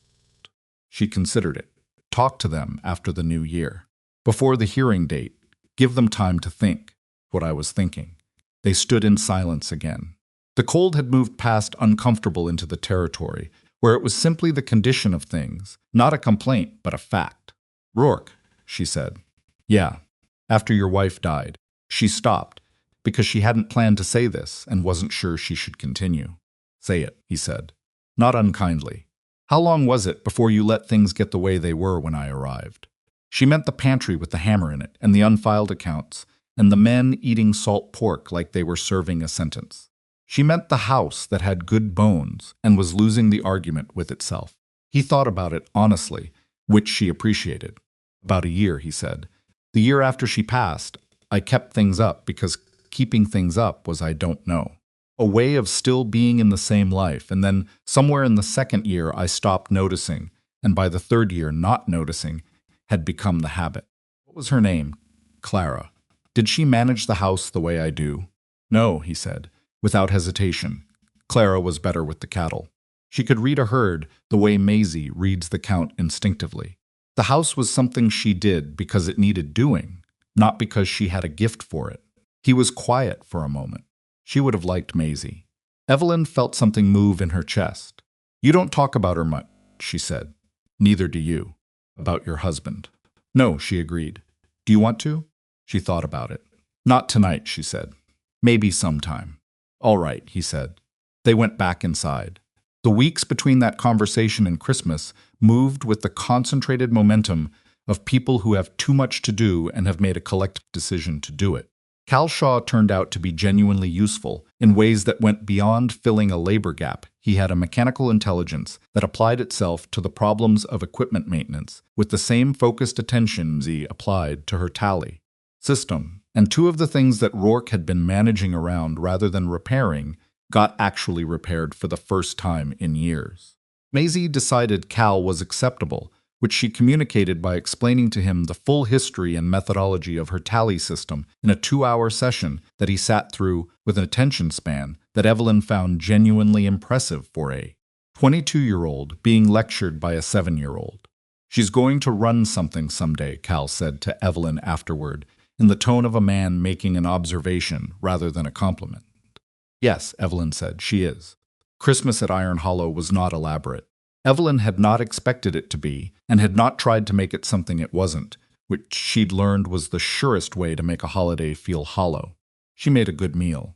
Silas produced, from somewhere in the bunkhouse, a bottle of whiskey that he'd been keeping for an appropriate occasion, and which the crew received as the gift it was. Cal Shaw stayed rather than riding home, which suggested he was more comfortable at Iron Hollow than the arrangement required him to be. Rourke gave Maisie a proper leather-bound journal to replace the tally notebook that was running out of pages dark brown, her name stamped into the cover by the saddle maker in Blackridge. Maisie held it for a full minute without speaking, which, for Maisie, was the equivalent of a declaration. He stamped your name, Evelyn said quietly. I can see that, Maisie said. She ran her finger over the letters. Can I start using it tomorrow, or should I finish the old one first? Finish the old one, Evelyn said. Do things properly. That's what I thought, Maisie said. She looked up at Rourke. Thank you, she said, with the directness she applied to things she meant. You're welcome, Rourke said, with the same. Evelyn was watching both of them. She felt the thing in her chest again, the complicated thing that had been building since the wagon ride from the station, since the ramp over the back threshold, since the work table measured 3 times, since Maisie saying, I like it here in the dark with a fever, and Evelyn not knowing where to put the feeling. January brought the deepest cold in the attorney's letter. He had found the 1,871 survey records. They were in the state archive in Cheyenne, correctly filed, untouched for decades, and they established without ambiguity that the creek feeding Iron Hollow's eastern grazing land had been included in the original land grant water access documentation. Barrett's 1,000. 887 claim, which had been constructed entirely around the 1,000. 879 partial boundary survey had no legal footing against the original grant. Rourke read the letter at the kitchen table with Evelyn beside him and the Wyoming morning coming in gray through the repaired window. He set it down. "It's over," he said. "The claim is over," Evelyn said. "He'll still show up to the hearing, I know. But he'll know before he walks in that he's already lost." "Good," she said. "Let him walk in knowing it. Let him stand in front of a judge knowing it." She meant that with more precision than it sounded. Barrett Vane had spent the past 4 months maneuvering and pressuring and filing complaints and recruiting neighbors and attacking a child's welfare with official paperwork. He had done all of it from a position of believing that money and influence would eventually produce the outcome he wanted. She wanted him to stand in a county courtroom, knowing that it hadn't, that it wasn't going to, and that everyone in that room was going to watch him absorb that fact in public. Not cruelty, just completion. The circle closing where it was supposed to close. Rourke rode to Cheyenne the 3rd week of January to meet with the attorney and prepare for the February hearing. And this time, Evelyn didn't have a fence break or a surveyor or a fever to manage in his absence, which almost felt strange. The ranch ran. She ran the ranch. Silas and Cal between them handled the cattle with a coordination that had improved noticeably since December, and Maisie tracked it all in the new leather journal with her name on the cover. It was the night before Rourke returned that he said what he said. He'd written to her from Cheyenne, not a long letter. Rourke was not a long letter writer, but a specific one. He wrote about the attorney's confidence, about the survey records, about the hearing scheduled for the 7th of February. And then, at the end, in the same plain handwriting as everything else, he wrote, "I've been thinking about what I want to say when I get back. I'd like you to be there when I say it." She read it twice. She set it on the table. She went to check on Maisie and found her asleep with the leather journal open on the blanket beside her, which Evelyn closed and set on the desk before she left the room. She sat at the kitchen table for a long time that night. She thought about Barrett on the platform saying damaged merchandise in a voice loud enough for the whole town. She thought about $31 and 3 days of wooden train benches and the particular loneliness of arriving somewhere and immediately being told you'd been assessed and found wanting. She thought about the porch that was still not fixed, and the ramp over the back threshold, and the cleared path to the barn, and Rourke driving her to Blackridge without being asked when Barrett filed the welfare complaint, saying, "I'll drive you," in a tone that had no performance in it, just intention. She thought about what it meant to build something with someone instead of for them or despite them. She thought about the things she'd stopped letting herself think about directly since sometime in November, when it had become too present to look at straight. Rourke came back the next afternoon. He was road-tired and cold, and he came into the kitchen and accepted the coffee she handed him and sat down, and for a moment they just existed in the same room the way they'd gotten good at, without needing to fill it. Then he said, "I want to ask you something." "I know," she said. He looked at her. "You read the letter," he said. "I did." And she turned her cup in her hands. She was not going to make this easy for him by speaking first, not because she wanted to make it hard, but because she needed to hear him say it in his own words. Needed to know that what was being offered was what she thought it was, and not some softer version of the thing she'd been offered before the conditional acceptance. The "I'll take you if the terms are right," that there's room for you as long as you stay inside the boundary of what I've decided I can manage. She needed to hear what he actually meant. "I'm asking you to marry me," Rourke said. Not because the ranch needs a manager, even though it does. Not because Maisie needs whatever people think a child needs that she's not already getting. He paused, and it was a genuine pause, not theatrical. Because Iron Hollow is a better place than it was. Because I'm a better version of myself than I've been in 3 years. And that's not the ranch, or the season, or the run of good luck with the legal claim. He looked at her directly. "That's you and Maisie, and I don't want to go back to what it was before." Evelyn sat with that for a moment. "I need it to be a partnership," she said. "Not a household arrangement with a title attached. A partnership. The accounts, the decisions, the property I need to be someone who has standing in what we build, not someone who manages what you own." "I know that," he said. I'm telling you clearly because I need to hear you say you understand it clearly. I understand it, he said. That's the only kind I want. She looked at him. He held her gaze the way he'd held it on the platform in Blackridge on the first day, with the steady and uncalculating attention of someone who'd already done his thinking and wasn't interested in retreating from it. All right, she said. He exhaled once, which was the most unguarded thing she'd seen from him since the conversation about Clara on the cold porch in December. February 7th is the hearing, he said. After that, whatever comes after. After that, she agreed. Outside, through the window, the Wyoming winter was doing what Wyoming winters did, pressing down with complete commitment, indifferent to anyone's plans for spring. But spring was coming, regardless, the way it always did, not because anyone wanted it badly enough, but because that was simply what happened when you got through enough winter. And in the kitchen of a ranch that had been losing and had stopped losing, two people sat with their coffee and the weight of what they'd just said to each other, and neither of them needed to fill the silence, because the silence was already full. The 7th of February arrived the way important days usually do, looking exactly like every other day until it didn't.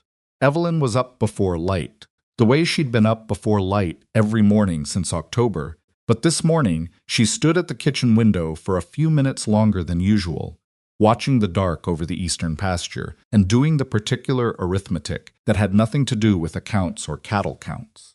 She was thinking about a courtroom in Blackridge where a judge was going to listen to two sides of a water rights dispute and decide what was true, and she was thinking about Barrett Vane walking into that room already knowing he'd lost and having to stand there anyway. She made breakfast. That was what she did. Whatever the day required in terms of events or confrontations or outcomes that couldn't be controlled, breakfast still needed making, and the men still needed to eat. And Maisie still needed to be up and dressed, and at the table with her tally journal before Silas appeared at the barn. Rourke came down while she was at the stove and poured his own coffee, which he'd started doing sometime in December, the shift from waiting to be handed something to simply getting it himself, which was small and which she'd noticed and which had mattered to her in ways she hadn't examined too closely. "You ready?" she said. "As much as I'll be. The attorney has the 1,871 records, has them and has them indexed, and has them cross-referenced against Barrett's filing," Rourke said. "He wrote me last week. He said he's argued harder cases with less. Then let him argue it." Rourke looked at her over his cup. "You're not coming. I'll stay with the ranch," she said. It wasn't distance from the outcome she wanted the outcome badly and precisely and had for 4 months. It was something else. Barrett Vane had spent the better part of the winter treating this dispute as being about Rourke. She'd understood for a while now that it was about her, about the woman who'd walked away from his rejection with her head up and found something better than what he'd offered. Going to that courtroom would have made it about her again in the wrong way, would have given Barrett something to look at during the proceeding that wasn't the judge.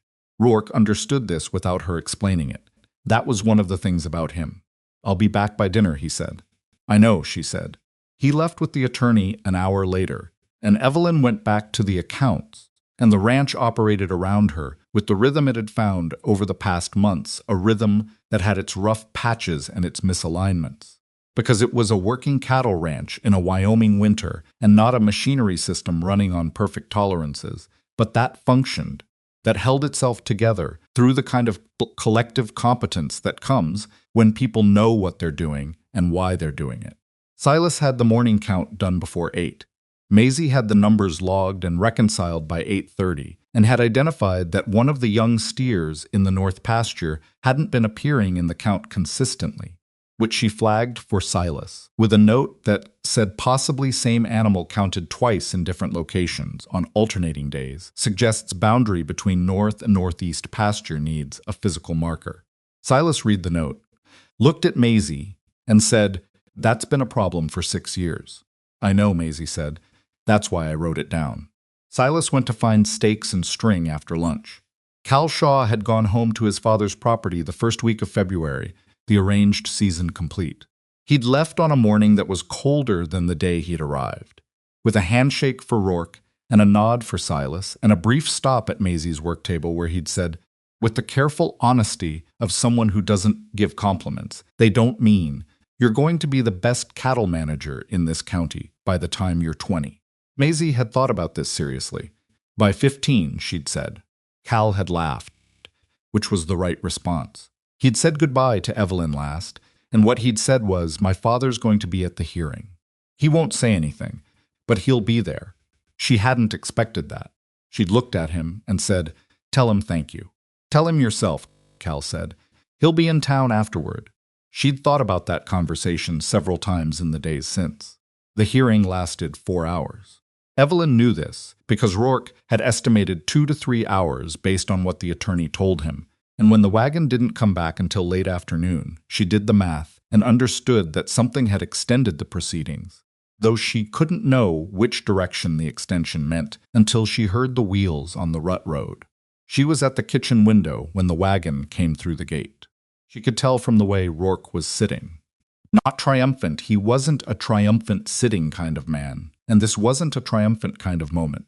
Because triumphant meant it had been a contest, when what had actually happened was that the truth had been put in front of a judge, and a judge had done what judges were supposed to do with truth. But there was a quality to the way he held himself that was different from the quality he'd had for the past 4 months, which was the quality of a man carrying something heavy on a long walk. That weight was gone. He came inside and hung up his coat. "Done," he said. "Tell me," she said. He sat down. He told her. The attorney had entered the 1,871 survey records and walked the judge through the legal chain from the original land grant forward. Barrett's attorney had objected twice, both times on procedural grounds, both times overruled. The judge had asked Barrett's attorney directly whether his client had been aware of the 1,871 documentation when filing the claim. The answer, delivered after a pause that said everything, was that the client had relied on the 1,879 survey as the operative document. The judge had found this answer insufficient. The claim was dismissed. Barrett was ordered to pay full legal costs for both sides. "Both sides," Evelyn said. "Both sides," Rourke confirmed. Which is the judge's way of saying he found the claim without merit and didn't want to be polite about it. She sat with that for a moment. 4 months of supplier pressure and unauthorized surveyors and false welfare complaints, and a legal claim built on the deliberate omission of a document Barrett had presumably known existed, and it ended with a judge in a county courtroom ordering. The man who'd started it to pay for the privilege of wasting everyone's time. "How did Barrett look?" she asked, because she was human, and she wanted to know. Rourke thought about it, like a man who went in expecting to lose and still found the losing harder than he expected. She nodded. That was enough. She didn't need more detail than that. She wasn't interested in Barrett's suffering as a thing to collect and take out and examine. She was interested in it as a confirmation that the information he'd been avoiding, that the woman he'd publicly dismissed on a train platform, had built something better than what he'd offered and was not going to be moved from it, had finally arrived in a form he couldn't ignore. "Gideon Shaw was there," Rourke said. "Cal told me he would be. He didn't speak to Barrett before or after." Rourke paused. "He did speak to me. He said the spring grazing rotation stands." Evelyn felt something settle. The spring grazing rotation was not a dramatic thing.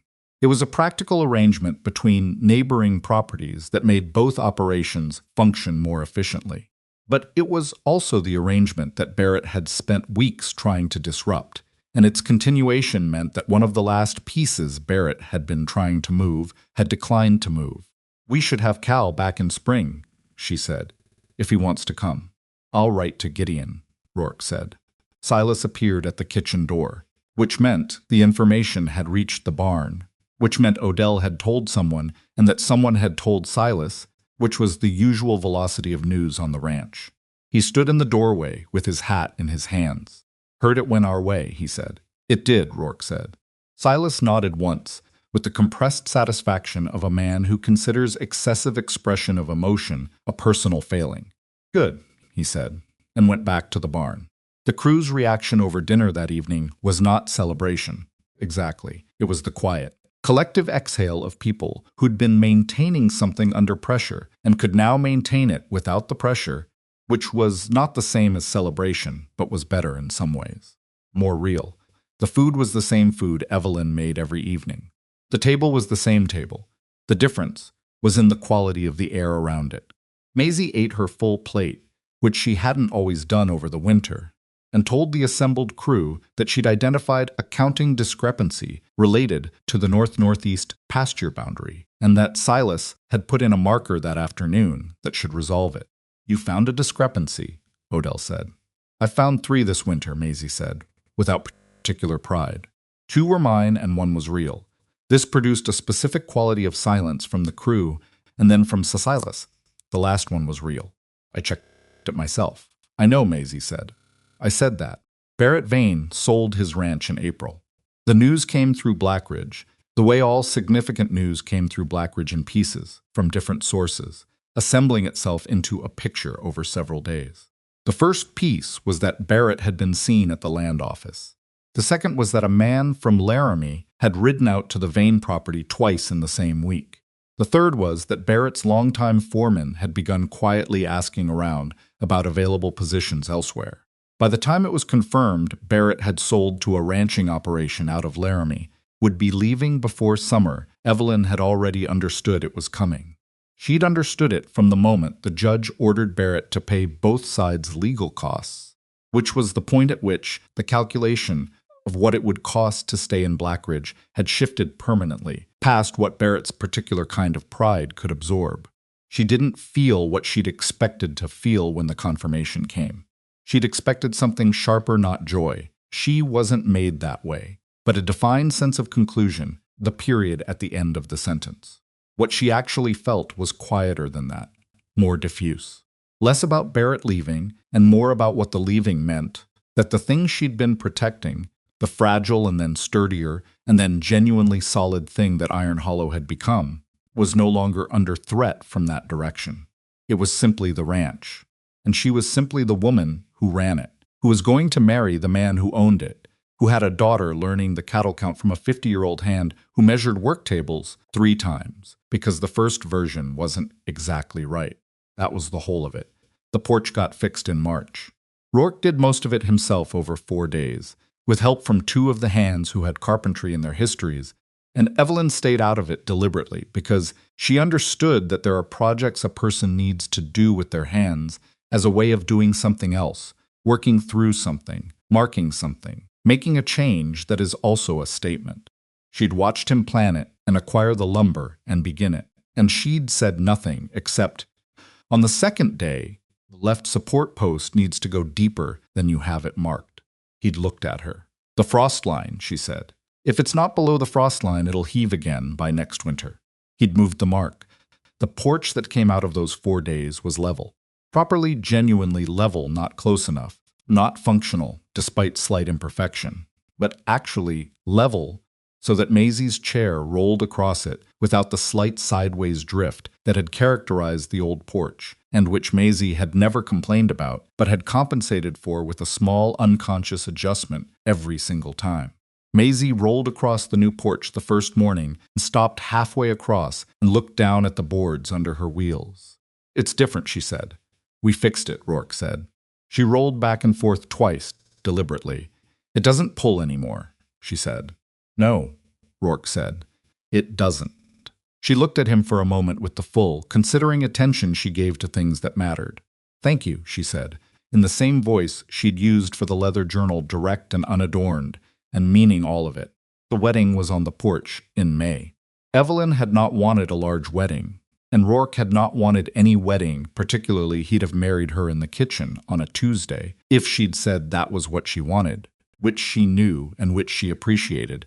But she also understood that certain things were worth marking properly, not for the spectacle but for the record. So they could both look back at a specific day and a specific place and say, here is where it became official. Here is where the thing that had been building since a wagon ride on a frozen road became a fact that existed in the world outside the 2 of them. The porch was the right place. It had been wrong for so long and was now right, and that seemed like a suitable metaphor for what the day was about. And Evelyn was not usually a person who paid much attention to metaphors, but this one arrived on its own, and she let it stay. Silas stood with the ranch hands in the yard below the steps, wearing the cleaner of his 2 shirts. The women from Blackridge came Margaret Dort and Vera Hutchins, and 3 others whose names Evelyn now knew and whose regard she'd come to understand was genuine rather than social, the kind of regard that had been tested by events and had held.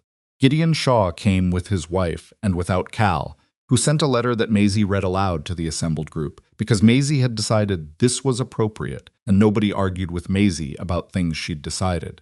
The letter said, "I learned more in 8 weeks at Iron Hollow than in 3 years at home. Congratulations to a ranch that deserves good things. I'll see you in spring." Evelyn had the letter put in the folder with the other documents that mattered. Edwin Pike came. She hadn't expected Edwin Pike. He appeared at the edge of the small gathering in the way of a man who wasn't certain he'd be welcome and had come anyway, because he'd decided it was the right thing to do. He stood in the back and didn't speak much. When Evelyn caught his eye across the yard before the ceremony began, he gave the small nod of a person who has filed something correctly and is glad the outcome justified the paperwork. She gave him the same nod back. The ceremony was brief, because both of them had agreed on brief. A justice of the peace from Blackridge named Hoover, who smelled of pipe tobacco and had officiated at more weddings than he could remember, who read the required words in a voice that was neither perfunctory nor overwrought, which was exactly what was needed. Rourke's voice was steady when he said what he was required to say. Evelyn's was too, though she felt it wanting to do something complicated in her throat during the part about what this meant going forward, about the shape of the thing they were formalizing. She held it steady. She was good at holding things steady. Maisie sat beside Rourke throughout, not because anyone had assigned her a role, but because she'd placed herself there, had wheeled up on his left side at the beginning, and stayed there. And nobody had said anything about it because it was clearly exactly where she intended to be. At one point during the ceremony, Evelyn looked at her daughter. Maisie was watching Hoover with the serious attention she gave official proceedings. Her hands were in her lap. Her leather journal, the one with her name on the cover, was in the bag at the side of her chair, because she brought it everywhere. Her legs were wrapped in the gray blanket she used in cold weather, though May had brought enough warmth that the blanket was more habit than necessity. She looked like herself. Entirely, completely herself. That was what Evelyn had wanted for her. From the beginning, from before the beginning, for Maisie to be in a place where she could be entirely herself, not managed. Not accommodated in the resigned way of people who think accommodation is the same as acceptance. Not reduced to what she couldn't do or permanently defined by what had happened to her body when she was 4 years old. Just herself. Maisie, who kept better cattle counts than some grown men and argued with ranch hands about discrepancies and slept with her tally journal beside her on the bed, and had once told a 50-year-old cattleman that his system wasn't a system, it was a gamble. The ceremony ended. Evelyn was a married woman. The crew produced some noise from the yard that was their version of celebration. Margaret Dort embraced her in the direct, no-nonsense way of a woman who has revised her opinion of someone and decided the revision warrants physical acknowledgement. They ate on the porch and in the yard, and the food was good because Evelyn had cooked most of it herself, with help from 2 of the women who'd offered and whose offers she'd accepted rather than insisting on managing it alone, which was something she'd been working on, the accepting of help, because she'd spent so many years in situations where accepting help came with conditions attached that she'd learned to refuse it preemptively, and she was trying to unlearn that, slowly, the way you unlearn something that kept you safe long enough to become a limitation. Silas ate 2 plates and produced the information that there was a second bottle of whiskey, which he'd been saving for a more appropriate occasion than the first one, and which the crew received with the same gratitude they'd received the first. By evening, the guests had gone, and the crew had filtered back to the bunkhouse, and the ranch was quiet, with the particular quality of quiet that follows something that mattered. Evelyn was at the kitchen table, not the accounts tonight, just sitting, and Rourke was on the porch, and Maisie was in the doorway between the kitchen and the porch, which was her position when she was deciding whether to be inside or outside. "Are we staying?" Maisie said. Her voice was ordinary. Just a question. But Evelyn understood what was behind it, not insecurity. Maisie was not an insecure child, but the specific need that children have sometimes to hear a thing stated plainly, to have the reality of something confirmed in words rather than just known by feel. Evelyn looked out through the door, at the porch, at the level boards, at the Wyoming evening, doing what Wyoming evenings did in May, which was turning the mountains in the distance to a color that was almost gold, but wasn't quite, some warmer thing that didn't have a name. At Rourke, standing at the railing, looking out at the pastures and the fences and the barn and the cattle in the distance, at the ranch that had been losing and had stopped losing. Yes, Evelyn said, we're staying. Maisie rolled out onto the porch. Rourke made room for her at the railing without being asked, which was the way he did most things for her, without making the making of room into something that required acknowledgement. Maisie put her hands on the railing and looked out at the same mountains, and was quiet in the way she was quiet when she was thinking about something specific, but hadn't decided yet whether to say it. The three of them stood there as the evening came down. And this is the thing about a story like this, the thing that is easy to miss if you're looking for the dramatic version of how it ends. There was no single moment when everything turned right. There was no day Evelyn could look back at and say that was when it changed. It changed in the ramp over the back threshold. It changed in the board bridging the kitchen doorway. It changed in a work table measured 3 times because the first version wasn't exactly right. It changed in Rourke, reading Evelyn's notes about the unauthorized surveyor with the careful attention of a man who understood that the woman who'd written them had managed something difficult and had managed it well. It changed in Maisie with a fever saying, I like it here. It changed in every small, unremarkable daily decision to treat people as the full and complicated things they were, rather than the simplified versions that were more convenient to manage. People like Barrett Vane lose not because they're destroyed, but because they misunderstand what they're fighting. Barrett thought he was fighting a woman who needed to be put back in her place. He thought he was fighting a charity case that Rourke would eventually tire of. He thought influence and money and patience were sufficient weapons against people who had less of all three. What he was actually fighting was simpler than that and harder to beat. He was fighting a mother who had learned, through years of being told her daughter was a burden, that the people who said this that describing their own limitations rather than her daughter's. He was fighting a man who had lost enough his wife, his certainty, the comfortable forward motion of his life, to understand that what he'd found in the past year was worth protecting with the full and serious attention that protecting things requires. He was fighting a 7-year-old who corrected cattle counts and did not apologize for being correct, and kept her records in a leather journal with her name on the cover. These are not the kinds of people who stay beaten. There is something that this story returns to, that this particular year in Blackridge insists on saying, because it is true in the specific way that only hard-earned things are true. Most of the barriers in a life are not circumstances. They are not wheelchairs or limited money or being a woman alone in a county where women alone were regarded as temporary situations waiting to be resolved. The barriers are the people who decide, before they know you, what you're worth. Who look at one piece of information, a chair, an accent, an age, an absence of the right kind of husband, and construct the whole of you from that piece, and treat what they've constructed as though it's accurate. Barrett did that on a platform in the fall of 1887 and paid 4 months of his life and a not insignificant amount of his money, and eventually his entire operation in Blackridge, for the privilege of having been that kind of wrong. Rourke did the other thing. He looked again, passed the wheelchair to the woman, handling 2 battered suitcases, with a quality of dignity that had nothing to do with her circumstances and everything to do with her character. Passed the situation to the person. He did this not because he was especially virtuous. He was a man with a neglected ranch and a grief he'd never finished, and a bad habit of managing around problems rather than addressing them, but because on that specific morning he was paying the right kind of attention.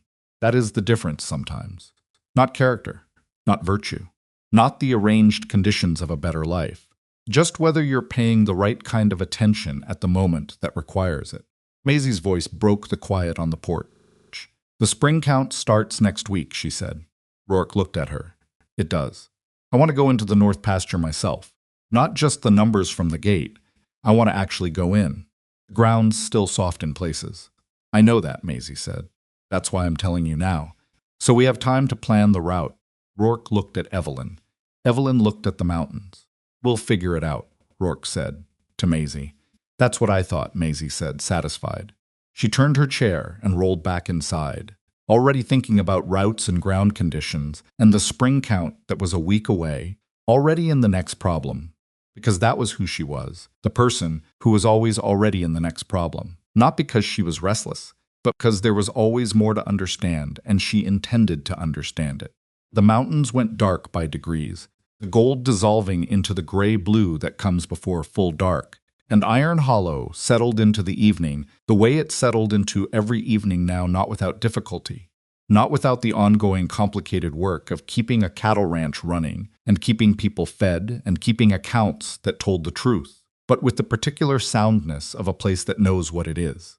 Evelyn stood on the level porch with her husband and listened to Wyoming go quiet. She was 32 years old. She had $14 in personal savings and a partnership stake in a ranch that was profitable again, and a daughter who would, she was increasingly certain, be the best cattle manager in the county by 15. She had come to Blackridge expecting one thing, and found something that had no name she'd been given in advance, something that was built from the accumulation of boards across thresholds and ramps over doorways and stake markers at pasture. Boundaries and tables measured 3 times, all of it adding up to a place where a person could be entirely what she was. That was what she'd wanted. That was what Maisie had said yes to, in the dark, with a fever, without knowing all of what was coming. I like it here. So did Evelyn. She finally knew what to do with that feeling.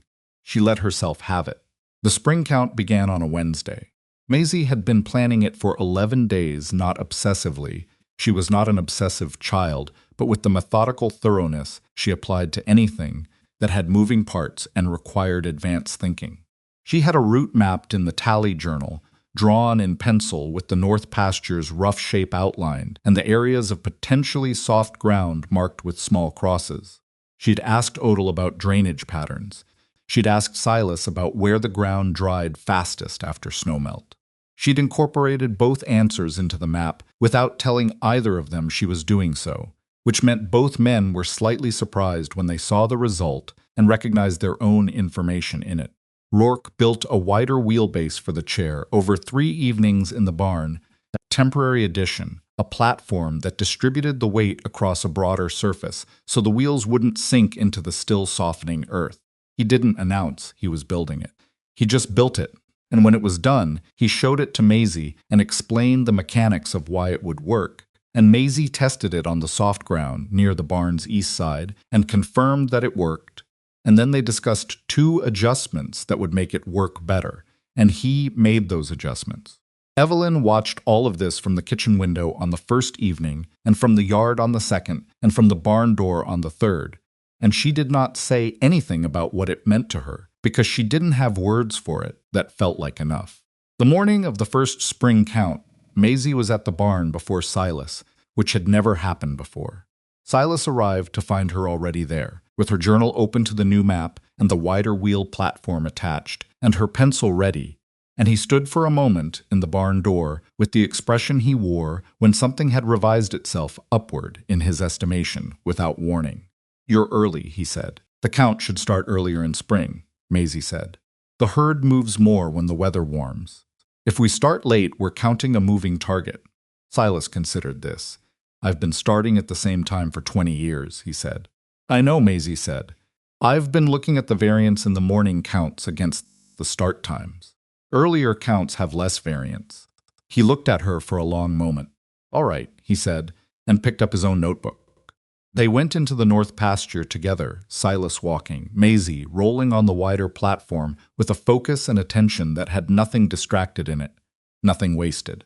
The ground held. Rourke had calculated the platform width correctly. Crosses on Maisie's map indicated the 3 places where they needed to go wider around soft patches, and they went wider around those places, and the count proceeded. Evelyn had stayed back, and she was glad she had, because this was Maisie's thing, and watching it should belong to Maisie. She got the report at breakfast, 49 head in the north pasture.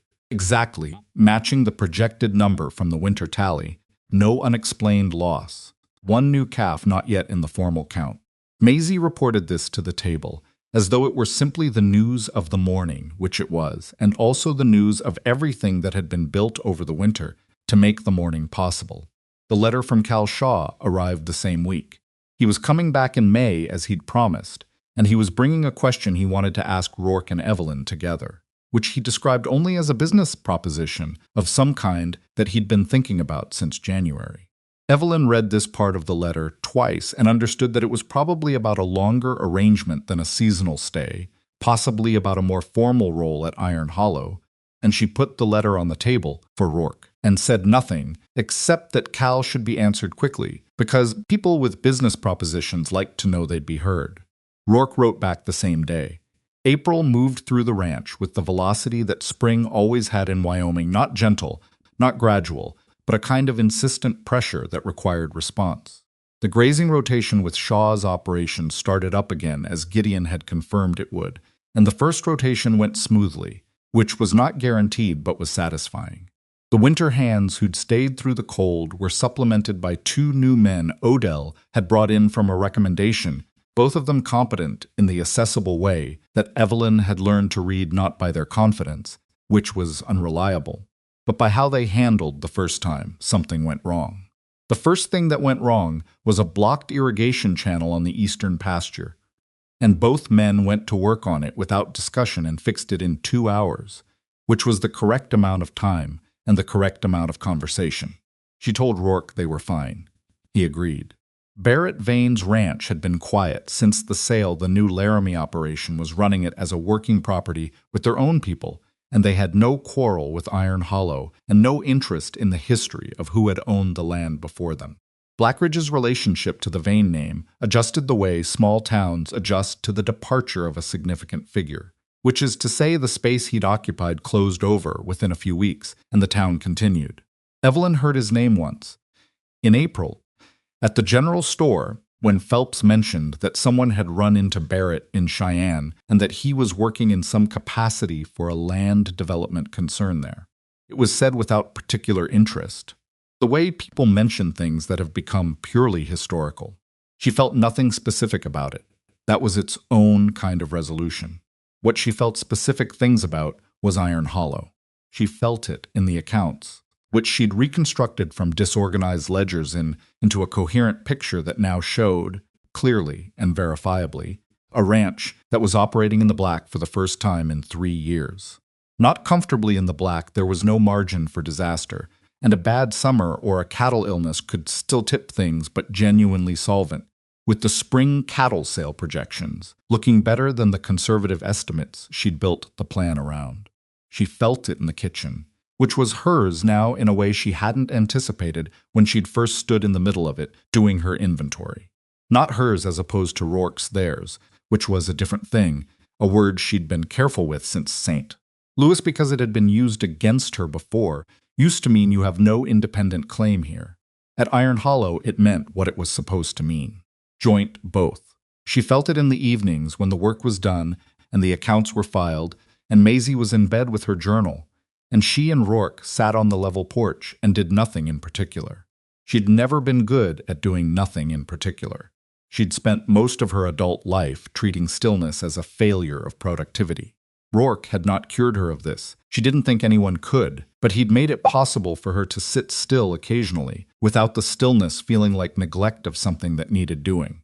"You're thinking about the east fence repair," he said one evening, without looking at her. "I'm not," she said. He looked at her. "The channel drainage on the east pasture," she said. He looked back at the mountains. "We'll get to it," he said. "I know," she said. "I'm not worried. I'm just thinking about it. There's a difference." "For me there is," she said. "Worrying is when I think it won't get done. Thinking is when I'm planning how." He was quiet for a moment. "And right now, you're planning how." "I have 3 options," she said. "I want to show you the numbers tomorrow." He almost smiled. She saw it in the edge of his profile against the evening sky. "Show me the numbers tomorrow," he said.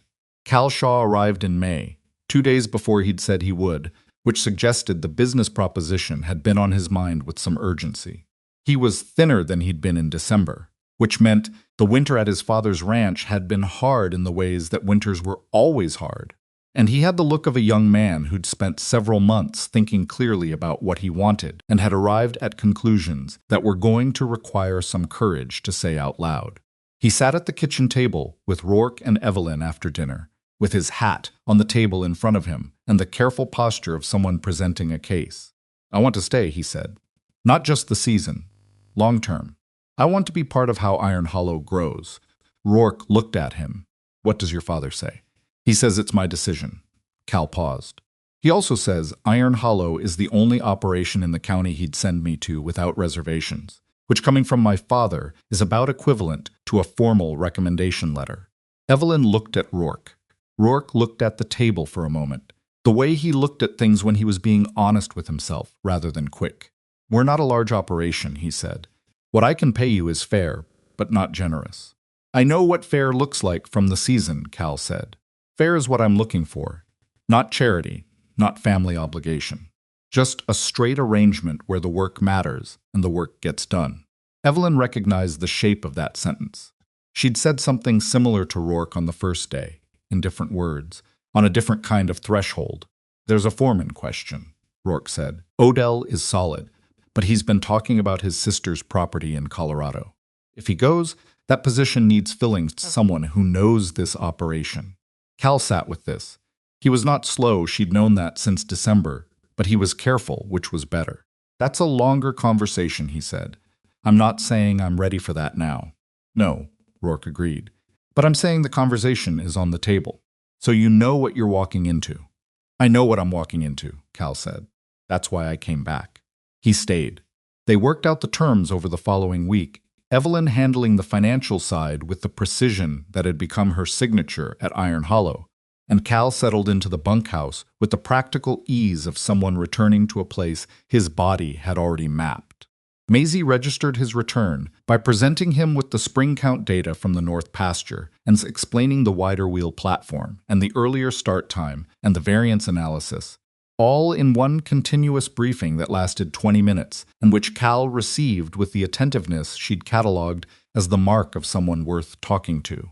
"Your map has the soft ground areas marked," he said, looking at the journal. "They'll shift through the season," she said. "I'll update it monthly. Can I get a copy of the counts for the East Pasture cross-referencing?" Maisie looked at him with the evaluating attention she'd been refining all winter. "I'll make you one," she said. "But you have to tell me when you see something that doesn't match what I'd expect." "I need the information deal," Cal said. Maisie closed the journal. "You can stay," she said. Cal looked at her with the particular expression of someone who had just realized they'd been on trial without knowing it and had apparently passed. "Thank you," he said, in a tone that was only partly ironic. The summer was the hardest physical season Evelyn had experienced at Iron Hollow, which she'd been warned about by everyone who'd mentioned Wyoming summers, and which she'd prepared for as thoroughly as she prepared for everything, and which was still harder than the preparation suggested it would be. The heat was not oppressive, the way River City heat was oppressive. It was dry and direct, and came with a wind that didn't cool so much as accelerate the drying of everything it touched. The creek, their creek, the one the attorneys 1,871 records had secured, ran lower than Rourke had hoped, but held above the threshold that would have required rationing. Evelyn managed the household water use with the specific and humorless efficiency of someone who had looked at the numbers and understood that every unnecessary gallon was a gallon borrowed against something that might be needed in August. The crew adapted without complaint, which she attributed partly to their general competence and partly to the fact that by now they understood that when Evelyn did something, there was a reason for it that was worth the inconvenience of following. Silas, who had opinions about most things, had no opinion about the water management except to say once, smart, and continue what he was doing. Maisie handled the summer heat with the pragmatism she handled most physical challenges. She acknowledged it, adjusted to it, and continued her counting. She'd moved the morning count earlier still, to the early morning coolness before the sun was fully established, and had talked Silas into the adjustment by presenting 3 weeks of comparative data showing that earlier counts produced less stressed animals and therefore more accurate numbers. Silas had looked at 3 weeks of comparative data and said, all right. He said that fairly often now, which Rourke had pointed out once, was Silas's equivalent of enthusiastic agreement. It was in August that Evelyn sat down with the full year's accounts for the first time. Not the ongoing accounts, she maintained daily the comprehensive annual picture, everything from the first week of her arrival through the current date, laid out in full. She did this not because she had to, but because she needed to see it complete, needed to understand what the year had actually been, in terms she trusted, which were numerical. She sat with it for 2 hours. Then she went to find Rourke, who was in the barn doing something to a piece of harness equipment with the absorbed focus of a man who does handwork to think. "I need to show you something," she said. He came to the kitchen and sat across from her, and she showed him the year. She showed him what the accounts looked like in October when she arrived, the exact numbers, the gaps, the reconciled ledger with the $40 that had been invisible. She showed him the winter expenses and the attorney costs and the months when the margin was thin enough to cause genuine concern. She showed him the spring cattle sale figures and Cal's wages and the cost of the wide wheel platform materials, which she had categorized under ranch maintenance because that was where it belonged. She showed him where they were now. Rourke looked at it for a long time.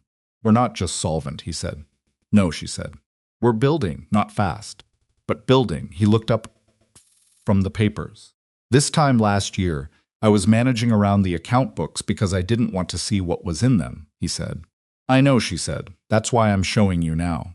He looked at her with the expression that she'd catalogued over the year, not the almost smile, not the flat voice over something strong, but the other one, the one that appeared when he was feeling something he didn't have a ready container for and was deciding what to do with it. "Thank you," he said. And he meant the accounts, and he meant the year, and he meant all of it. In the compressed way he meant things. "You're welcome," she said, and she meant the same. The leather-bound journal that Rourke had given Maisie at Christmas ran out of pages in September.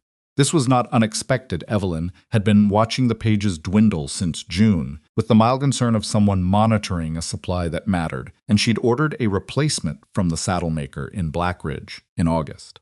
But the replacement was not the same.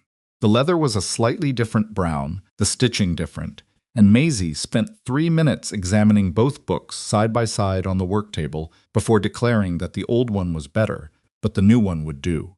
"The new one is larger," Evelyn pointed out. "More pages." "I know," Maisie said. "That's why it'll do."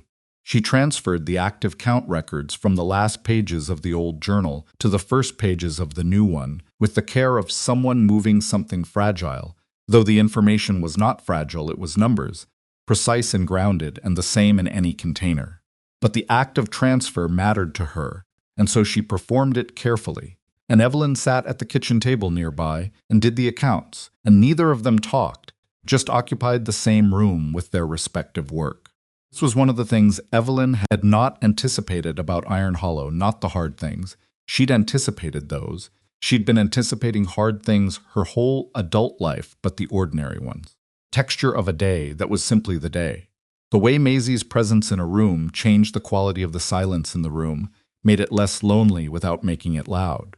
The way Rourke moved through the house with the unconscious awareness of where people were and what they were doing, the specific consideration of a man who'd lived alone long enough to understand that other people's presence was something you adjusted to rather than something that happened to you. She hadn't anticipated becoming comfortable. Comfort had not been part of her available vocabulary for most of her adult life, because comfort was the thing that got interrupted, the thing you built and then lost, the thing that cost more than you'd planned when it was taken. She'd learned to operate without expecting it. Iron Hollow had made a liar of that particular lesson. She was grateful for the lie. October arrived, and the year came around.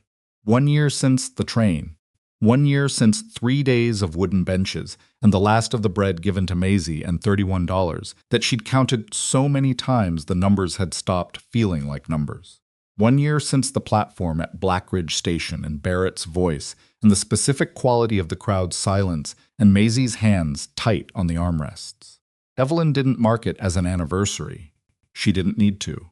The year had marked itself in the account books and the tally journals and the level porch boards and the ramp over the back threshold and 100 other material facts that were more reliable than memory. What she did do, on the evening of the specific day, was stand on the porch with Maisie and watch the Wyoming autumn do what it had been doing, since before any of them arrived, turn the mountains gold with a light that had no name in the color vocabulary she'd grown up with, some warm and horizontal thing that belonged specifically to this place and this angle of sky. Maisie had the new journal open on her lap, going over something, and then she closed it and looked up at the mountains the way she did sometimes when she was letting herself simply be where she was, without doing anything about it. "I've been thinking," Maisie said. "Tell me," Evelyn said. "I've been here a year." "Yes, my North Pasture map is better than it was in spring," Maisie said.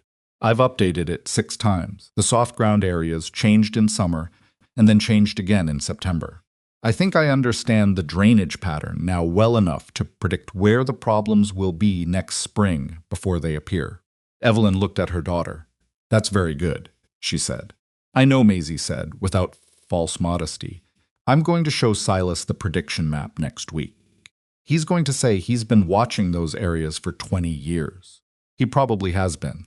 I know, but I have it in writing with dates.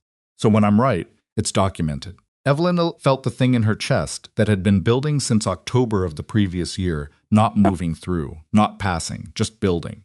The accumulated weight of a year's worth of Maisie being entirely herself in a place that had space for all of it. Rourke came out from the house and stood on her other side, and for a moment all 3 of them looked at the mountains. "Cal wants to talk to us about the form in question," Rourke said, "when Odell goes." "Is Odell going?" Evelyn said. "He's going in November. His sister needs help with the Colorado property. Then we should talk to Cal this week," she said, "before he starts wondering if we're going to." "That's what I thought," Rourke said. "Thursday?" "Thursday," she confirmed. Maisie closed her journal. "Cal will be a good foreman," she said, with the certainty she applied to assessments she'd made and verified. "You think so?" Rourke said. "He listens to information he doesn't already have," Maisie said. "Most people only listen to information that matches what they already think. Cal actually adjusts." Evelyn and Rourke looked at each other over Maisie's head. "That's a fair assessment," Evelyn said. "I know," Maisie said. She opened the journal again and went back to her prediction map, and Evelyn watched her work in the last of the gold light and understood that this was the thing she'd been carrying since the train from Omaha. The thing underneath the $31, and the wagon ruts, and the account books, and the legal fight, and all the rest of it. This specific image, Maisie working, not in spite of anything, not overcoming anything, just working with the full capacity of who she was, in a place that had been built to fit her, rather than asking her to fit it. The world was full of people who would look at a 7-year-old girl in a wheelchair and decide in the first 3 seconds what she was capable of. Barrett Vane had done it on a platform in front of half a town. Margaret Dort had done a softer version of it in a general store doorway. Strangers had done it every day of Maisie's life, in small ways and large ways, in the resigned kindness of people who wanted to help, and the blunt cruelty of people who saw helplessness where there was none. What the world needed more of, and had very little of, was people willing to look again. To look past the first piece of information to the second and third and fourth. To let what was actually there, revise what they'd assumed was there. To do the simple and enormously difficult thing of adjusting their understanding of a person based on evidence, rather than first impression. Rourke had done that on a train platform on a cold October morning, for reasons that were not entirely clear even to him, because that was how most good decisions worked, not from a clear and articulated understanding of their rightness, but from a simpler instinct to look at what was actually in front of you rather than the category you'd assigned it to. And because he'd looked, Maisie had a work table, and a counting system, and a leather journal with her name on the cover, and a prediction map for spring drainage, and a year's worth of documented tally records that were more accurate than anything iron. Hollow had kept in its entire operational history. And because he'd looked, Evelyn had a place where her competence was not a threat to anyone, and her love for her daughter was not a liability, and her need to be treated as an equal was not an inconvenience. And because he'd looked, Iron Hollow had a family. That was the accounting Evelyn, kept in a different part of herself from the ledgers, the one that couldn't be expressed in columns, and couldn't be reconciled in the conventional sense, but that balanced, finally and fully, in the golden October light on a level porch in Wyoming. Maisie looked up from the journal. The prediction for the north pasture soft ground next spring, she said. Do you want to hear it? Yes, Evelyn said. Yes, Rourke said. And Maisie told them, in her precise and thorough way, what she expected the land to do when the snow came back and then went again, and what they should prepare for, and what the data from this year suggested about how to be ready. She talked for a while. They listened. The mountains went slowly dark behind her, and Iron Hollow went quiet around them, and the year settled into what it had always been moving toward, not a rescue, not a triumph, but something more ordinary and more lasting than either of those things. A home, built by people who had looked at each other clearly, with all the difficulty and imperfection that looking clearly requires, and decided that what they saw was worth staying for.